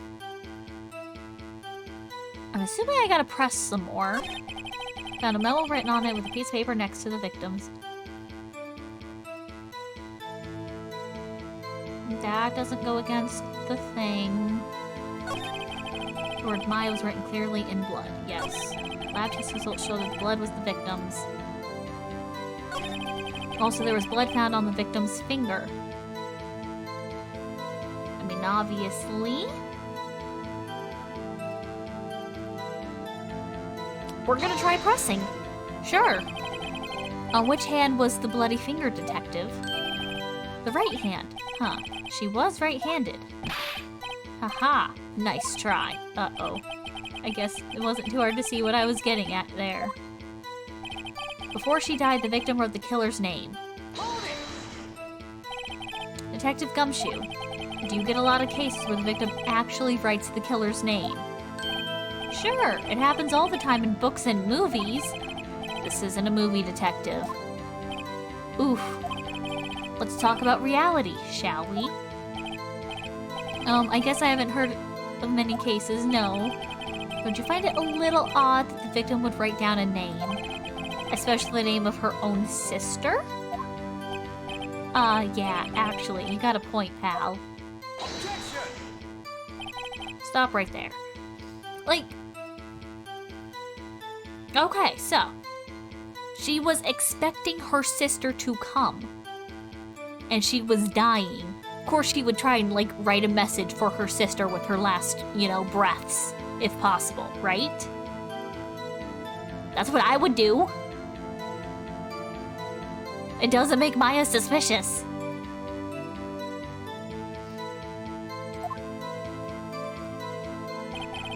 Witness's opinion on the matter is irrelevant. The facts are clear. The victim wrote down the name of the accused. The victim told us the name of her killer.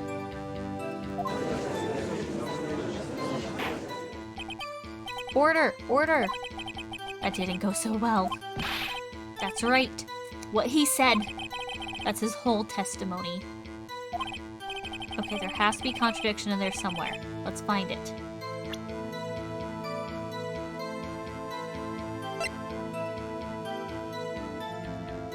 But if she was expecting her sister and they got... Hey, she might have written it for Phoenix. I guess?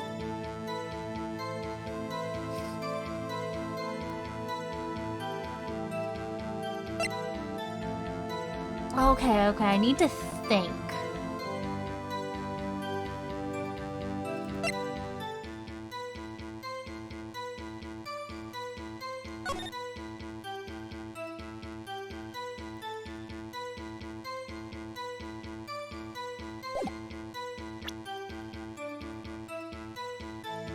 I don't know.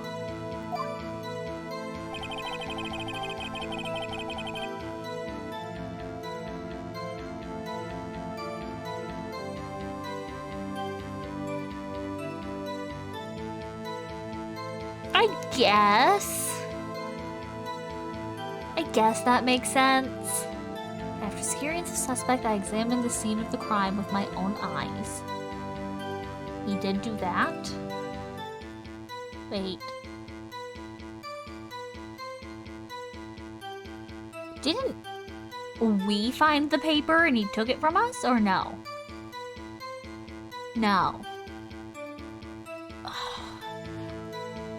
I hate how bad my memory can be sometimes because I don't remember exactly how the fucking scene went earlier.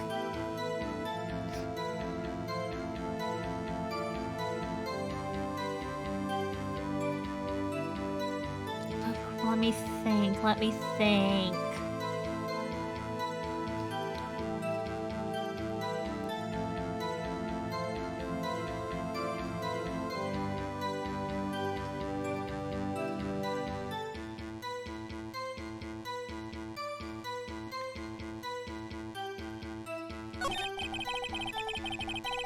Wait, no!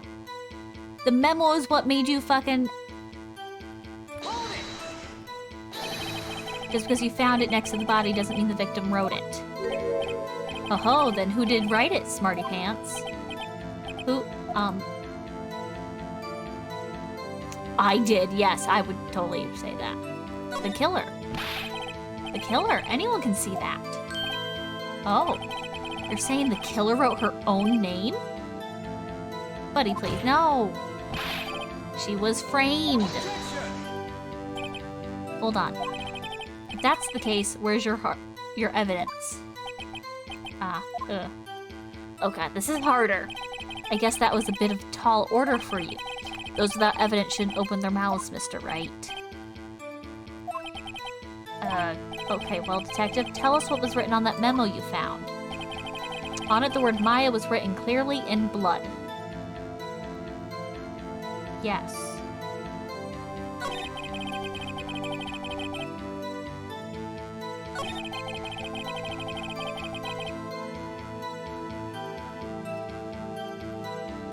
Thing is, the memo... Wasn't the memo what made him fucking arrest Maya? And did you find any evidence? Now, don't jump the gun on me, pal. Just listen, I'm getting to the good part, damn.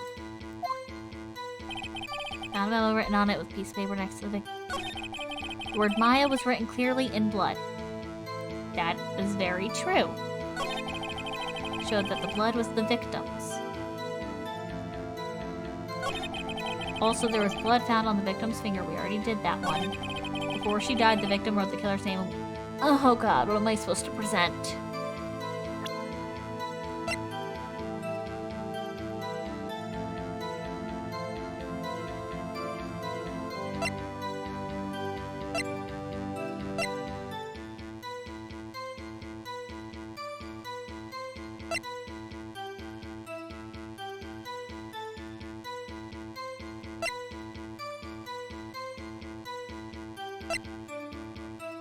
Oh god, okay, this is hard. Oh wait, death was instantaneous! Objection! Detective Gumshoe, there's one thing I want you to clarify for me there. You say that the victim, Mia Fey, wrote this note, that she was accusing the defendant, Maya Fey. That's really what you're saying. What? This isn't one of those lawyer tricks now, is it? Of course she wrote it, who else could've? You have it backwards, detective. Backwards? The victim is the only person who absolutely could not have written it. This is a report from your department, detective.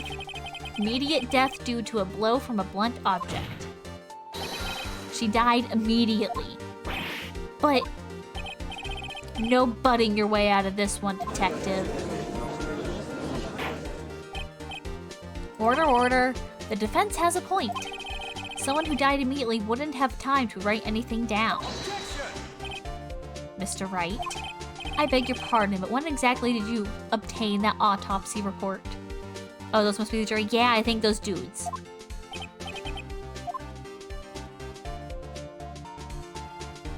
It was the day after the murder.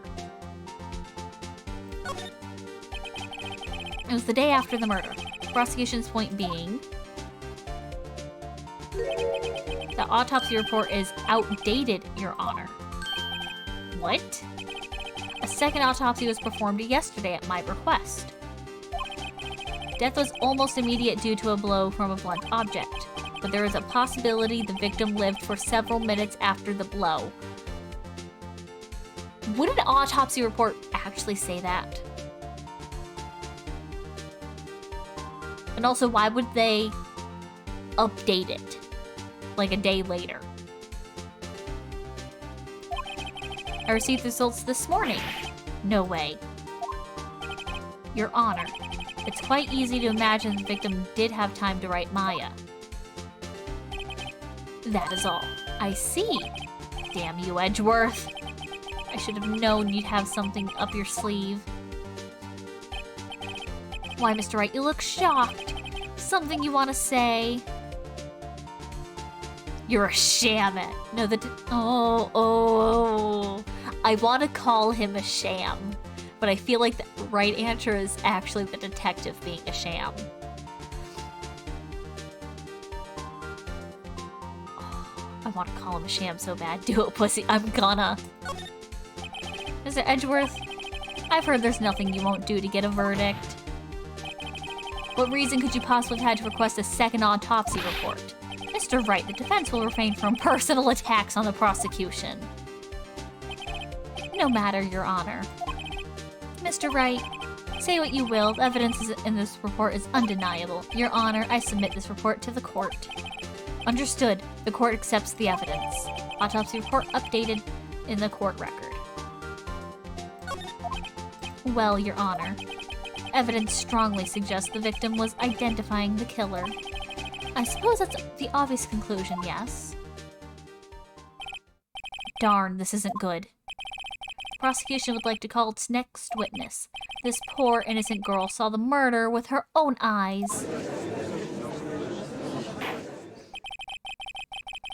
Let the witness, Miss April May, take the stand.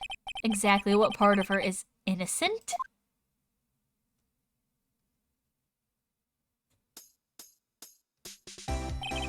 Witness, your name, please. April May, at your service. Did her boobs just jiggle?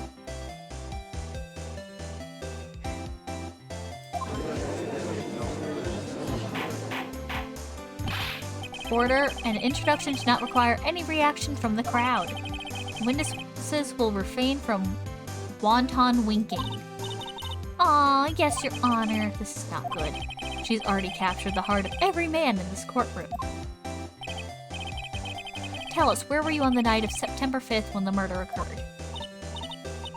Gee, I was, like, in my hotel room, teehee. I checked in right after lunch. And this hotel is directly across from the Fay & Co. law offices. Uh-huh, that's right, big boy. Please testify to the court about what you saw. Witness account, okay. It was like 9 o'clock at night. I looked out the window, you know. That checks. And then, oh, I saw a woman with long hair being attacked. The one attacking her was the mousy girl sitting in the defendant's chair. Then the woman, like, dodged to the one side and ran away. That girl, she caught up to her and she hit her. And the woman with long hair, she kind of slumped. The end. That's all every little itsy... Ma'am, please stop wiggling your boobs. Every little bitsy witsy. Fuck. Huh. Well, Your Honor, I see it is remarkably solid testimony. I don't see a need to trouble the witness any... Wait, Your Honor. Yes, Mr. Wright. What about my cross-examination? I thought the witness's testimony just now was quite firm, didn't you? Mr. Wright, I understand you were Miss Mia Fey's understudy, were you not? You must know her techniques well. Her cowardly way of finding tiny faults in perfectly good testimonies. Hey, how dare you! Well, Mr. Wright, will you cross-examine this witness? Yes! We're cross-examining. Only because I'm feeling Edgeworth doesn't want me to. She has to have some sort of weakness. Very well, you may begin your cross-examination. Let me look at these real quick. We know it was at like 9. That won't do anything. Wonder if maybe the glass shards could be in it? I don't think so.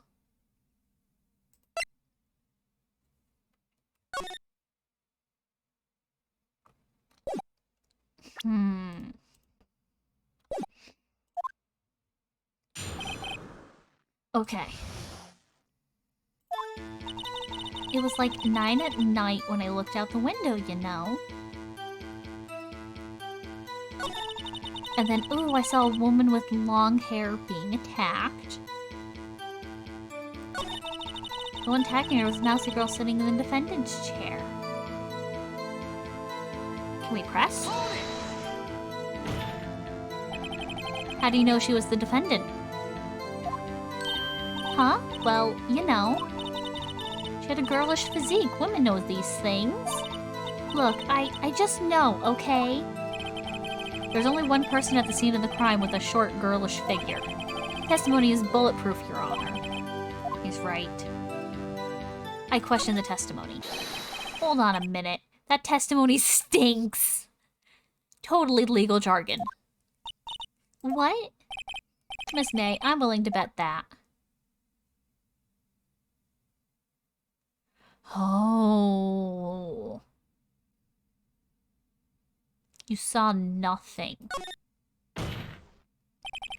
Did you really see the defendant at all?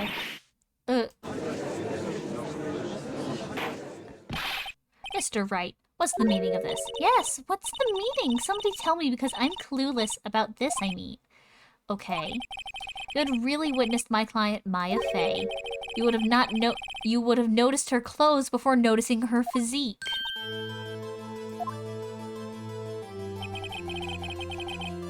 No one wears clothes like this on a daily basis except her. And I'm no expert on fashion, but her hairdo looks far from normal to me. However, the witness's testimony mentions neither of these things. The testimony is bogus. But...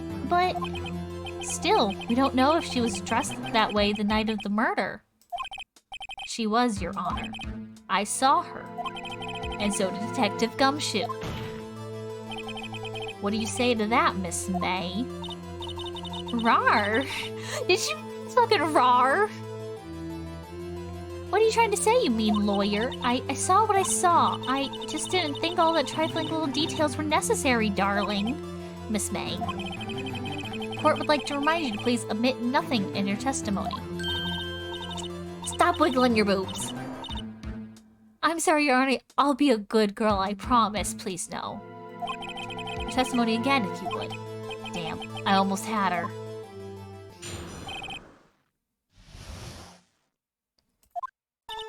I did see everything. I did. The victim, the woman, dodged the first attack and ran off to the right. Then the girl in the hippie clothes ran after her. And she hit her with that weapon. I saw it. I did. That clock, that kind of statuey clock, the thinker, I think. No one knew it was a fucking clock. Well, does the accuracy of my report not startle you, teehee? I see. I only wish you had been so detailed from the beginning. Please begin the cross-examination.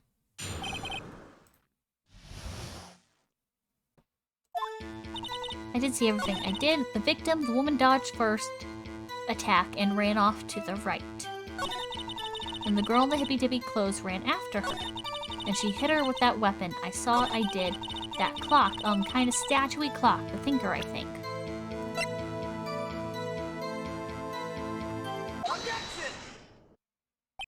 Miss May. What you said just now was quite revealing. Revealing? Oh, you'd like that, wouldn't you? Naughty Mr. Lawyer, ma'am. Aha! Sports Ball and Phantom, hello! How was your guys' game?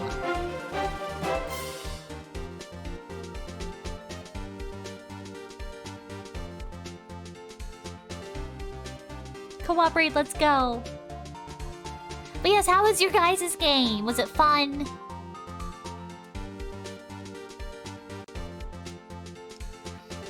Quite fun, good.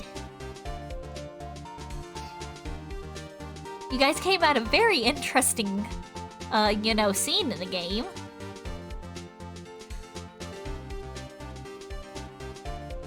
You killed Rexy and Navi? How dare you?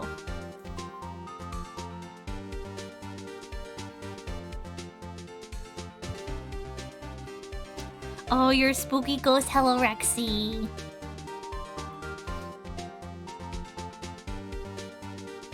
Perfect for Halloween. Understandable. But yeah, we're playing Ace Attorney. Hello. We're currently we're currently going over the second trial, which is Mia's death. And this girl's boobs keep jiggling everywhere. Cosplay Mystic as April? Nah.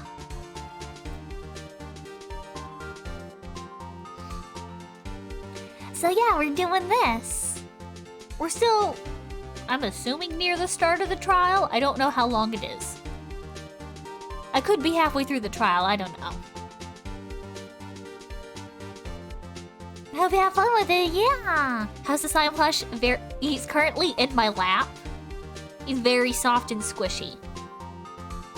I've literally just been sitting crisscross in my chair, bundled up with blankets, cuddling the slime. I'm in love with him, he's so big. It's like as big as my torso.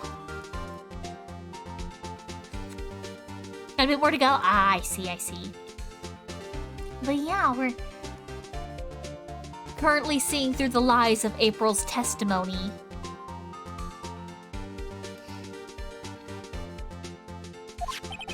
Ooh, Gordo slime plushie? Oh no, it's just a normal slime, but it's just big. Let me...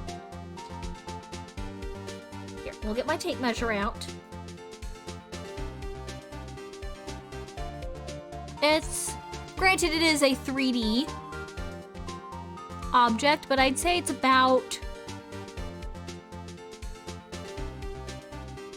somewhere in the realm of probably near 14.5 to 15 inches tall. And then from base of wing to base of wing is about 16, 17 inches wide, with additional wings that are like another 7 inches each. It's big. And I love it. And it came like fucking 2 weeks early and I'm so happy. Love you, Phantom. And let me put this tape measure back up. And we'll continue. You just said that this statue of the thinker was a clock. But there's no way of knowing that just by looking at it. Yeah. The site and even like in checkout, it said it's estimated to ship in 1 to 2 weeks. Not 1 to 2 days. So I'm very happy. There's no way of knowing just by looking at it. And another person, much the same position as you, recently called this a clock too. And he was found guilty of murder.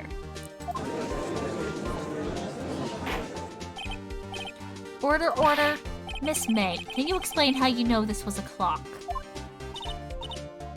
Oh, the witness saw the murder with her own eyes. That's all important here. The defense is trying to confuse the issue with trivial concerns. Yes, yes, of course. You will withdraw your question, Mr. Wright. But questions are all I have, Your Honor. And as you may recall, I've caught murderers with these questions before. Well, only once. Objection sustained. You may continue to question the witness. Woo! That was close. If he had stopped me there, the trial would be over. Huh? What? So, what happens now? What happens now is you answer my question. How did you know it was a clock? What? That's... Because I heard it? Yes, I heard it say the time. So you've been to the law offices at Faye & Co. No, hey, I didn't say that. Why would I go there? I heard it from my hotel room, hee hee. The law offices of Faye & Co., where the murder took place, is very close to the hotel. She could easily have heard the clock. Across a street. Though, like, wasn't it saying that they were across the street? No, Your Honor. I can't give up now. I'm not satisfied because... it couldn't have rung. Your Honor, members of the court. It's inconceivable that the clock in question rang. It's empty. That clock is missing the clockwork.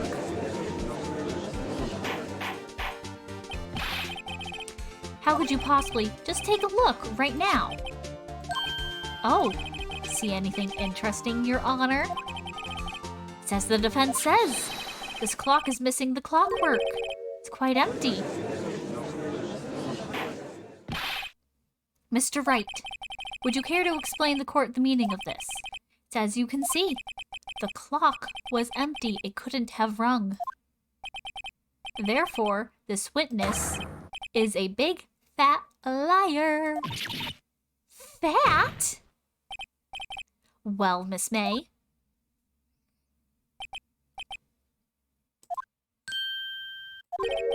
Quite a show you've put on for us, Mr. Wright. He knew the clock was empty somehow. He knew. I'm afraid you've forgotten one thing, however. Indeed, the clock is empty as you say. It can't ring. However, we must ask, when was the clockwork removed? If it was after the witness heard the clock, then there's no contradiction. Huh, that's true. That is a possibility. And the clock might have been emptied after she heard it. And that is exactly what happened, Your Honor. Well, Mr. Wright, can you prove when the clockwork was removed? I can! Oh, impossible, of course. I have proof. What? Storm Pat, okay. I can do that. Let me find it.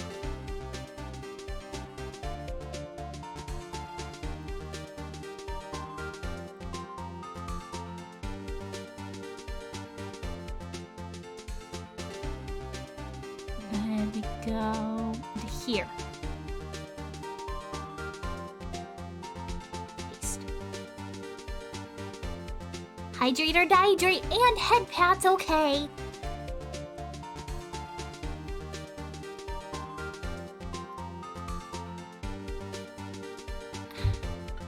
Lots of water. Oops. I clicked on that instead of closing thing. We go here. Okay, so. Head pats. And I want them a little smaller.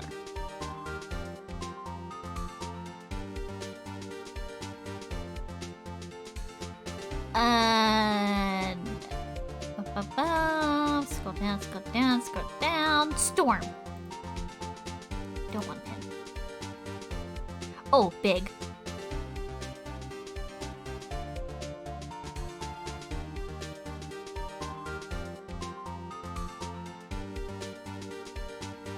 Here we go, we got a storm.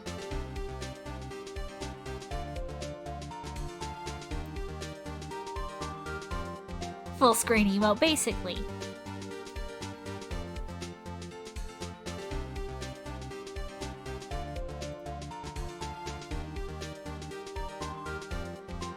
Wasn't it you who told me proof is everything? Well, I was listening. And now I'll show you the proof you like so much. The evidence that proves where the clockwork removed was... Maya's cell phone. Oh, back. Eid. Check this out. Take a look at this. Huh, that's a very cute cell phone. Oh ho, you have a girly phone. Wait, this isn't my phone. Listen. This is the defendant's cell phone, and it contains a recording. A recording of a conversation she had the victim with the day on the murder. Have I played? I have not. I've seen the animated series, though, and don't remember most of the details, and that's it. A recording of a conversation she had with the victim on the day of the murder. Order. Defendant's cell phone? This wasn't brought to my attention. I'm enjoying it a lot so far. It's a lot of talking, though. Perhaps Detective Gumshoe overlooked it.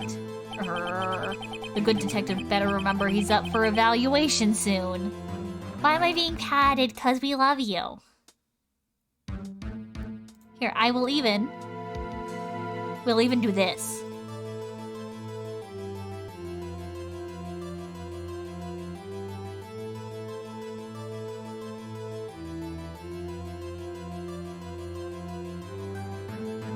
Oh no, it's pinned to me. I didn't want it to pin to me. Fuck, we need to redo that. Select. Flip. No pin.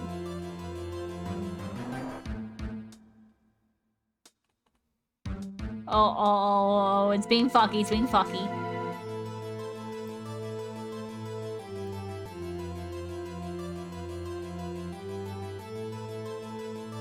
There we go.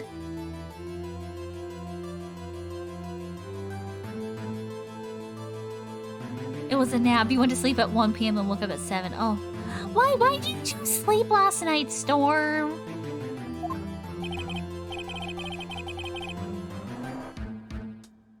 Gotta say, I'm starting to feel bad for the big fella. Oh, we're adding V now, too. Here, we'll copy the smaller one.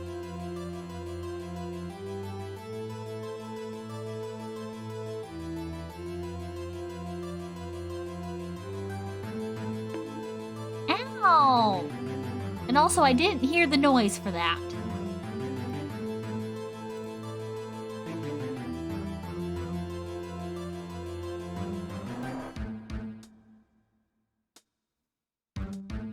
Here, is that one easier to deal with?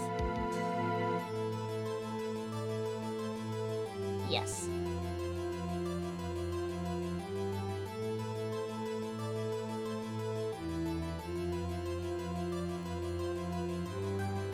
Oh, man. Okay. They will get their own head pats.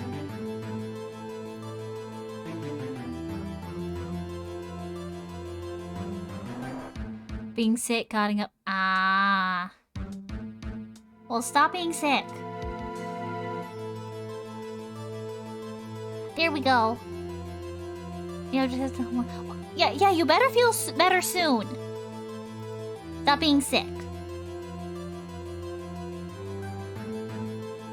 Gotta say, I'm starting to feel bad for the big fella.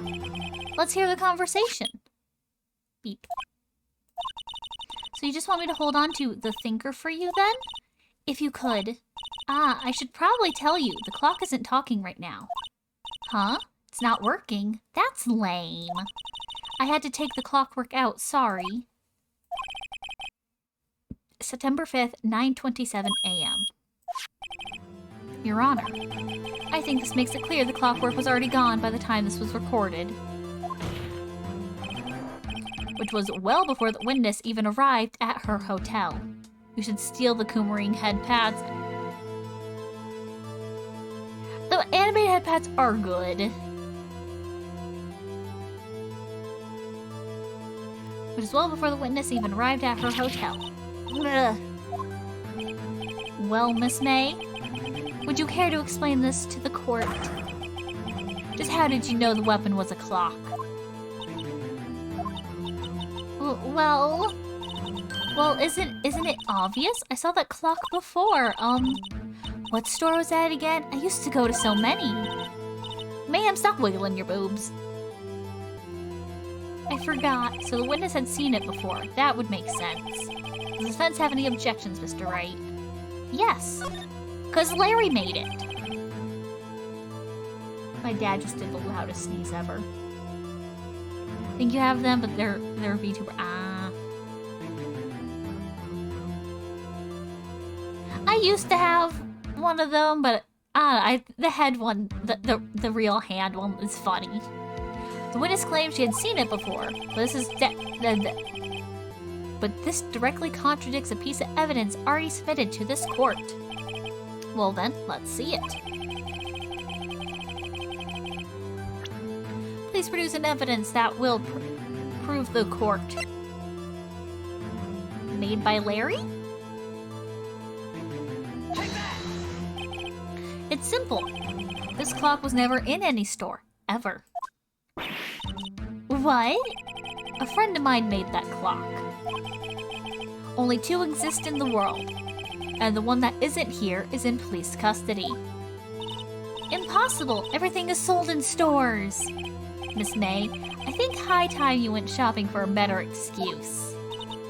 Huh. Oh, excuse is not on sale today. Sass!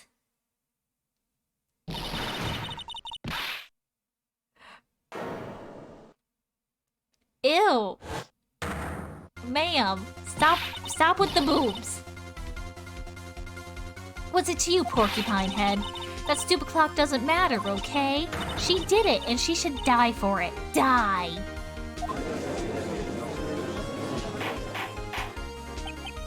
Fair warning. What's up? It's a Japanese visual novel. Prepare for boobs. I know, I'm just making fun of her because she actually has animated jiggle, which is funny. Well, let's not get ahead of ourselves. This is a court of law, and the witnesses will remain calm. Hehe. Oh, ho, ho. Silly me. Did I, lose it? I guess I did, teehee. Wink. Scary. Miss May, let me ask. Tell me, how did you know this weapon was a clock? Oh dear. Does the defense have an opinion on this behavior? Why diesel physics? I don't know! Okay, this is it. Yes, Your Honor. Allow me to explain how the truth of the matter. Miss April May, you knew the weapon was a clock because... Ooh, you held it. This is familiar territory. I'll just use the same approach as with Larry. Miss May held that very clock in her hands. Mr. Wright, when was this? When she used it to strike the victim. When else?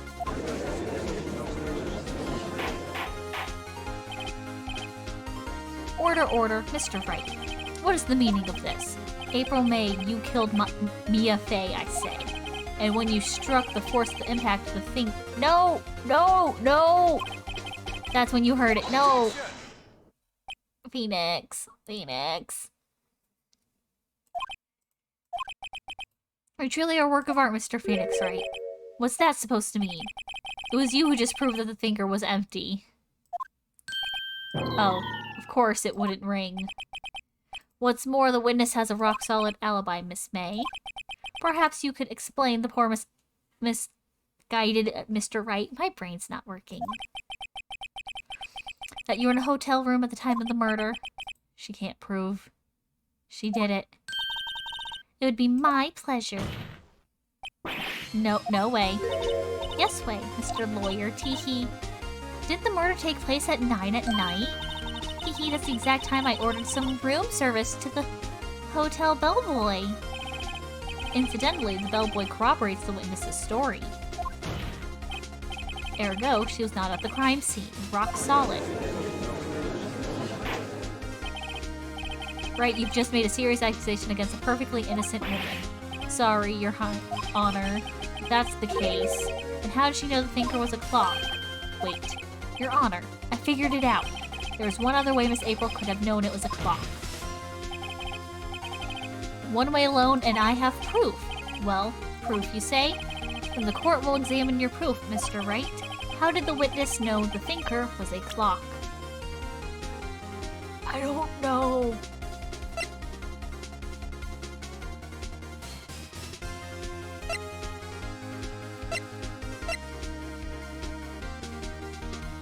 The wiretap?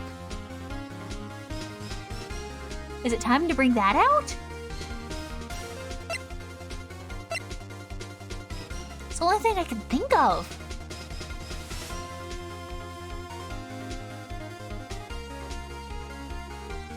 Sure, we'll try that.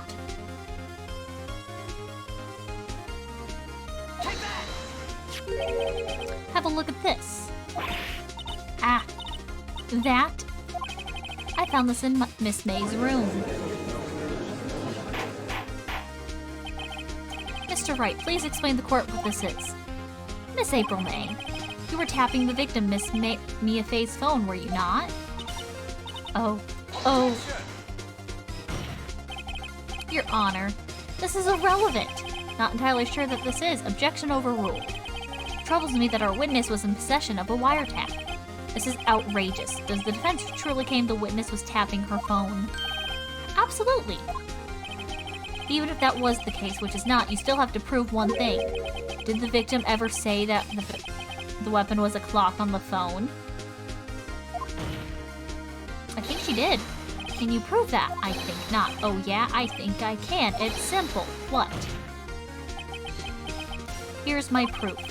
Proof that the victim said on the phone that the weapon was a clock is... Did she actually say it? It's a clock, yeah.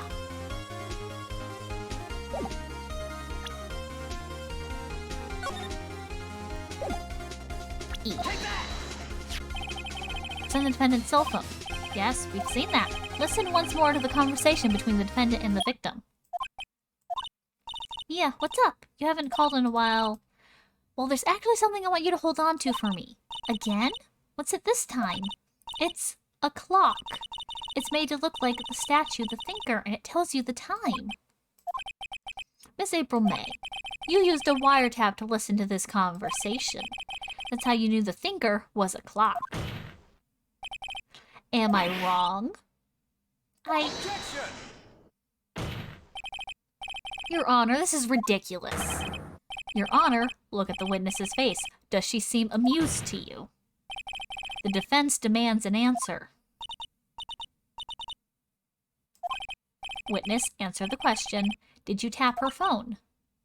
Which I'm sure is illegal, so she should get in trouble regardless. Miss May, shut up, all of you. What gives you the right to talk to me like that?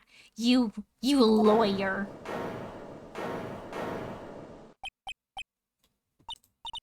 It's not fair. All of you ganging up on me like that. Oh, so I'm the bad girl. Is that it? Is that it? She's crying, of course. The NSA, yeah. The court's seen the real Miss April May now. Now I deal the final blow. I don't think she did it. I mean, obviously we saw it. We know it was some dude.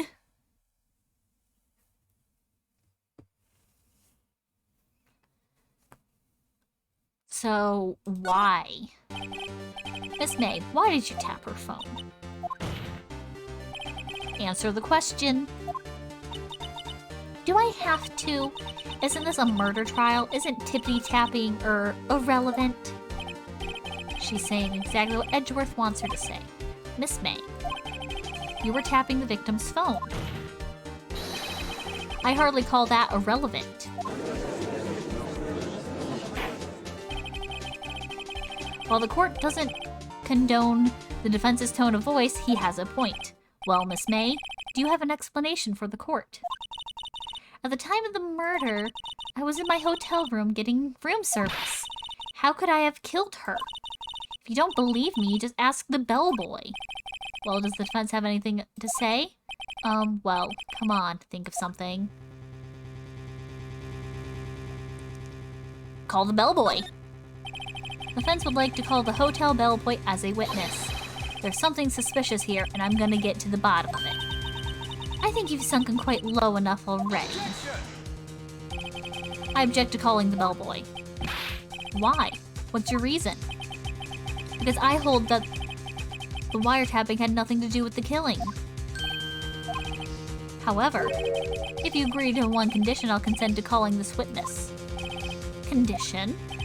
If Miss April May's alibi is not called in question after you examine the bellboy, then you will recognize that Miss April May was not the killer, thus she is innocent. And thereby you must also accept the verdict of guilty for Miss Maya Fey.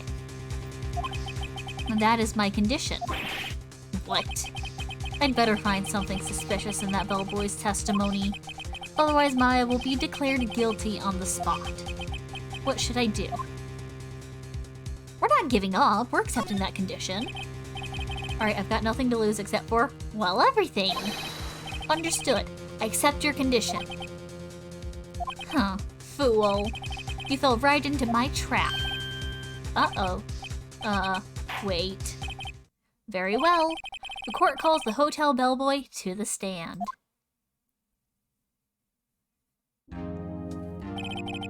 I believe we're ready for the witness to testify. He certainly does look like a bellboy. Yes, sir. I received your summons in the middle of work, sir. I'm happy to be of service. Disa is looking rather heavy, so without further ado, the witness may begin his testimony. Very good, sir.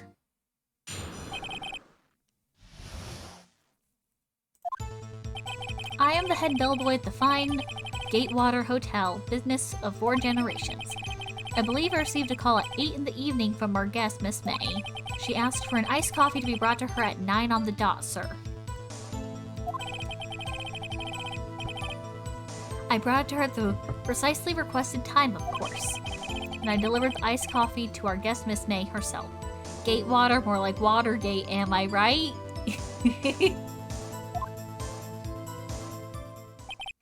I see. The defense may begin the cross-examination. Right, I'm ready. Oh god. This is it. If I can't prove Miss May was involved with the murder now, Maya will be finished. Oh god! Okay, I'm assuming we have to press. I'm the head bellboy at the fine... Yes, your head bellboy.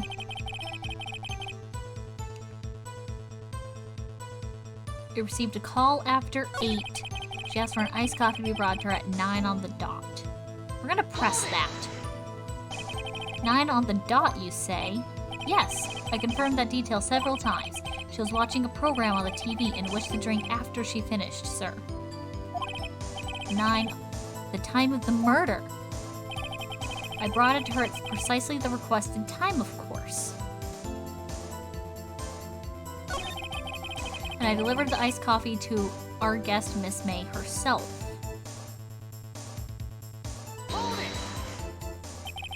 You are sure it was Miss April May herself?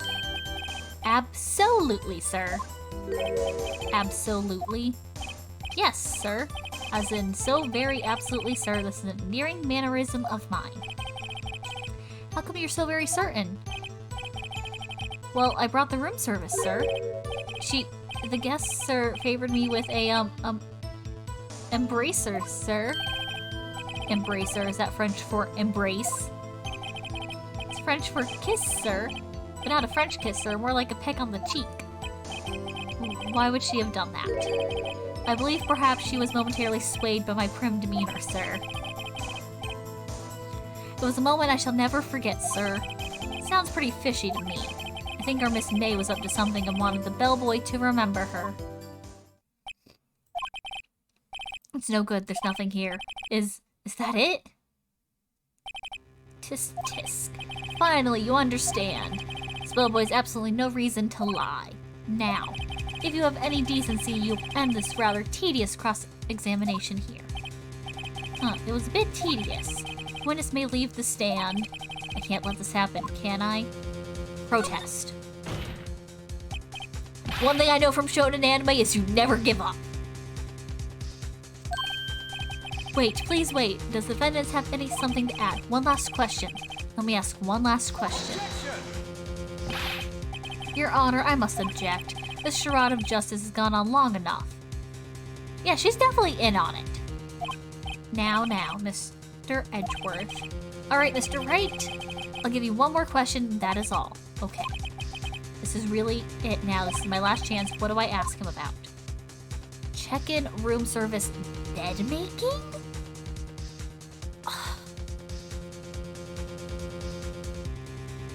Oh god. Check-in, room service, bed making. I don't feel like check-in would do anything because she checked in at, I think she said noon. I don't get what bed making has to do with it. Do I have any sort of evidence?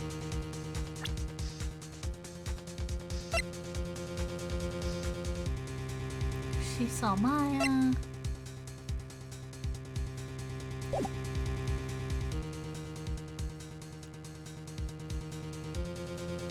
Oh, I don't know. I guess it has to be room service. Tell me again about room service. Again, sir? At exactly 9, I delivered room service to Miss May in room 303. The guest had requested iced coffee. $18 was the charge, I recall. I see. $18? Does that seem a bit expensive? Yes, well, iced coffee for 2, you know. But we don't skimp on the ice, sir.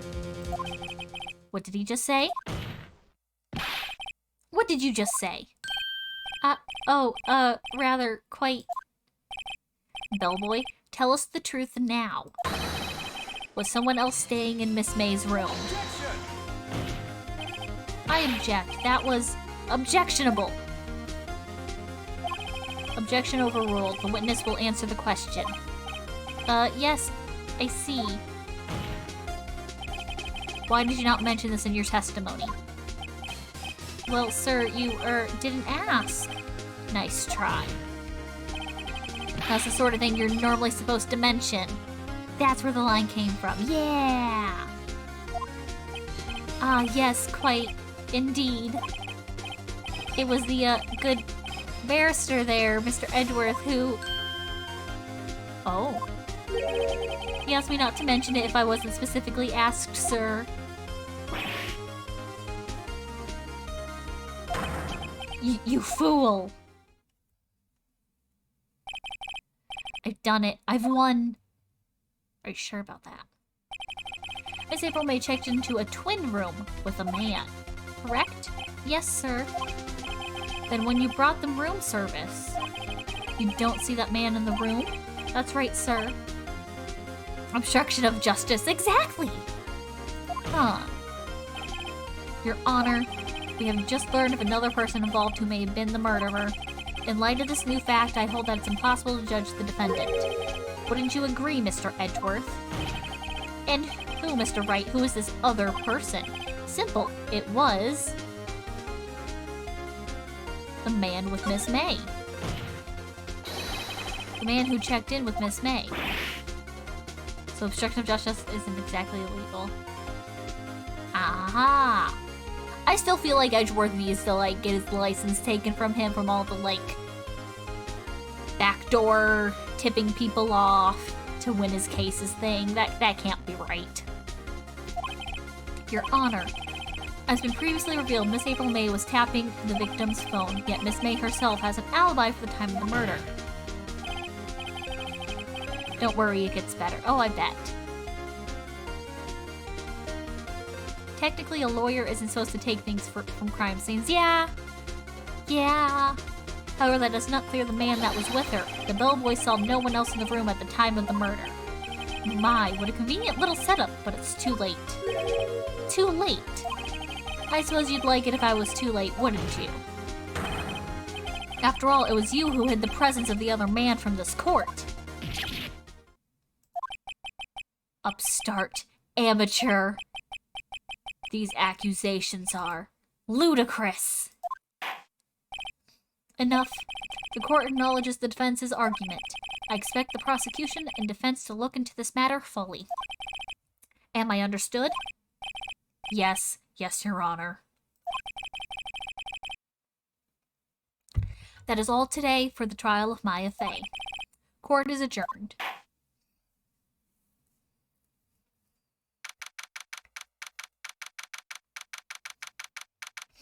And also, is at least in American courts, isn't it a thing where you have to, like, submit all evidence prior? You can't just show up and say, hey, I have this evidence that no one knew about. Here you go. Some contradictions are pretty small. Yup, yeah. Mr. Wright, you were amazing in there. Really? I think I might be your newest fan. Oh, I was just doing my job, you know. Then again, that other attorney was pretty cool, too.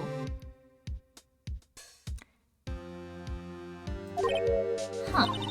That face of his, with his eyes wide open and trembling lips, it sent shivers up my spine. Huh, if you say so. So what happens with me? Do I get to go home now? Well... No, I don't think so. Not yet. Oh, I see. But I got a great lead in today's trial. Upgrade... Yeah, the autopsy report and the wiretap. Yeah, we would have been fucked. A lead? That man with Miss May. He's the key. Oh, I get it. What happened to Miss May after that, anyway? I heard they arrested her. I guess she's learning her charms don't work everywhere. She's probably at the detention center now. I may have to go down there later. Anyway, this case is far from closed. Yes, sir. I'm gonna go find out more about this man. Do you think he was the one who... Maybe so. Fairly sure when the evidence is submitted with the big thing in later case. Oh. Sis, don't worry, I'll find him by tomorrow, I promise. I'm counting on you. I asked for a full record of April May's testimony. I thought it might come in handy during the trial tomorrow. But now that I have it, I'm not sure. Most of her testimony was all lies. In fact, there's only one part that hasn't been stricken from the record. May's testimony added to the court.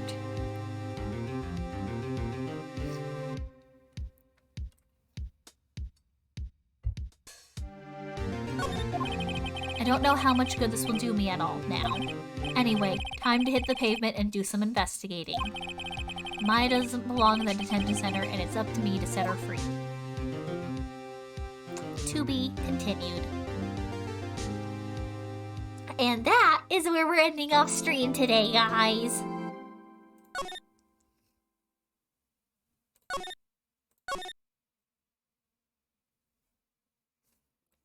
Because I've been talking for about 3 hours and my throat's getting... It's not a short stream, it's been about 3 hours. But yeah, my throat's getting a little tired from all this talking. Ow! So yes, we are gonna swap to the ending screen.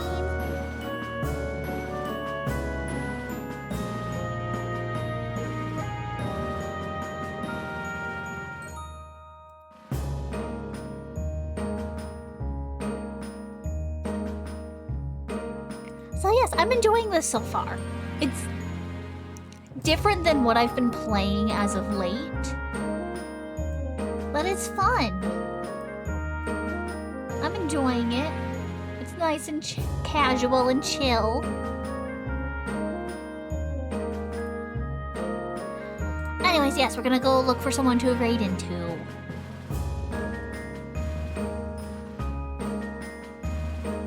There we go, perfect. We're raiding into Arcana. Playing Bear and Breakfast. Visual novel, the actual game elements was not to like, yeah, it's nice. And I mentioned it at the start of stream, and I will say it again. Since this is 3 games in like 1 game, what we're gonna do is we're gonna play one of the games, take a break with something else, come back for the second game, take another break, and then play the 3rd game, you know? That's the plan, at least. Comfy Detective Raid, yeah, we can do that. Anyways, yes, this is gonna be the end of stream stuff. You had to leave at the start of the second case. No worries. It's okay. But yes, if you aren't following me on Twitter already, feel free to do so. We can do that, yeah, exactly. And I have a Discord server. If you haven't joined yet, it's a good way to get links to stuff. And I have a TikTok. Feel free to follow me on that. I try to post it somewhat regularly. Do I have a YouTube command? I do not. I will need to add one. But I do have a YouTube linked down below where you can get like VODs, so if you missed parts of stream, you can get to that later. Anyways, we are reading over to Arcana! Playing Bear and Breakfast, which seems to be a really good game right now. So be sure to give her lots and lots of love.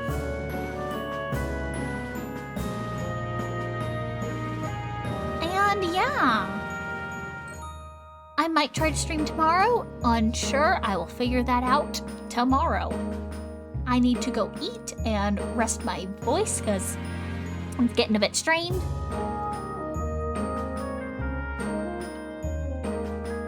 And yeah, this was fun. Thank you guys for joining me. And be sure to give Arcana lots of love as always. And yeah, that's gonna be it for me. Bye-bye.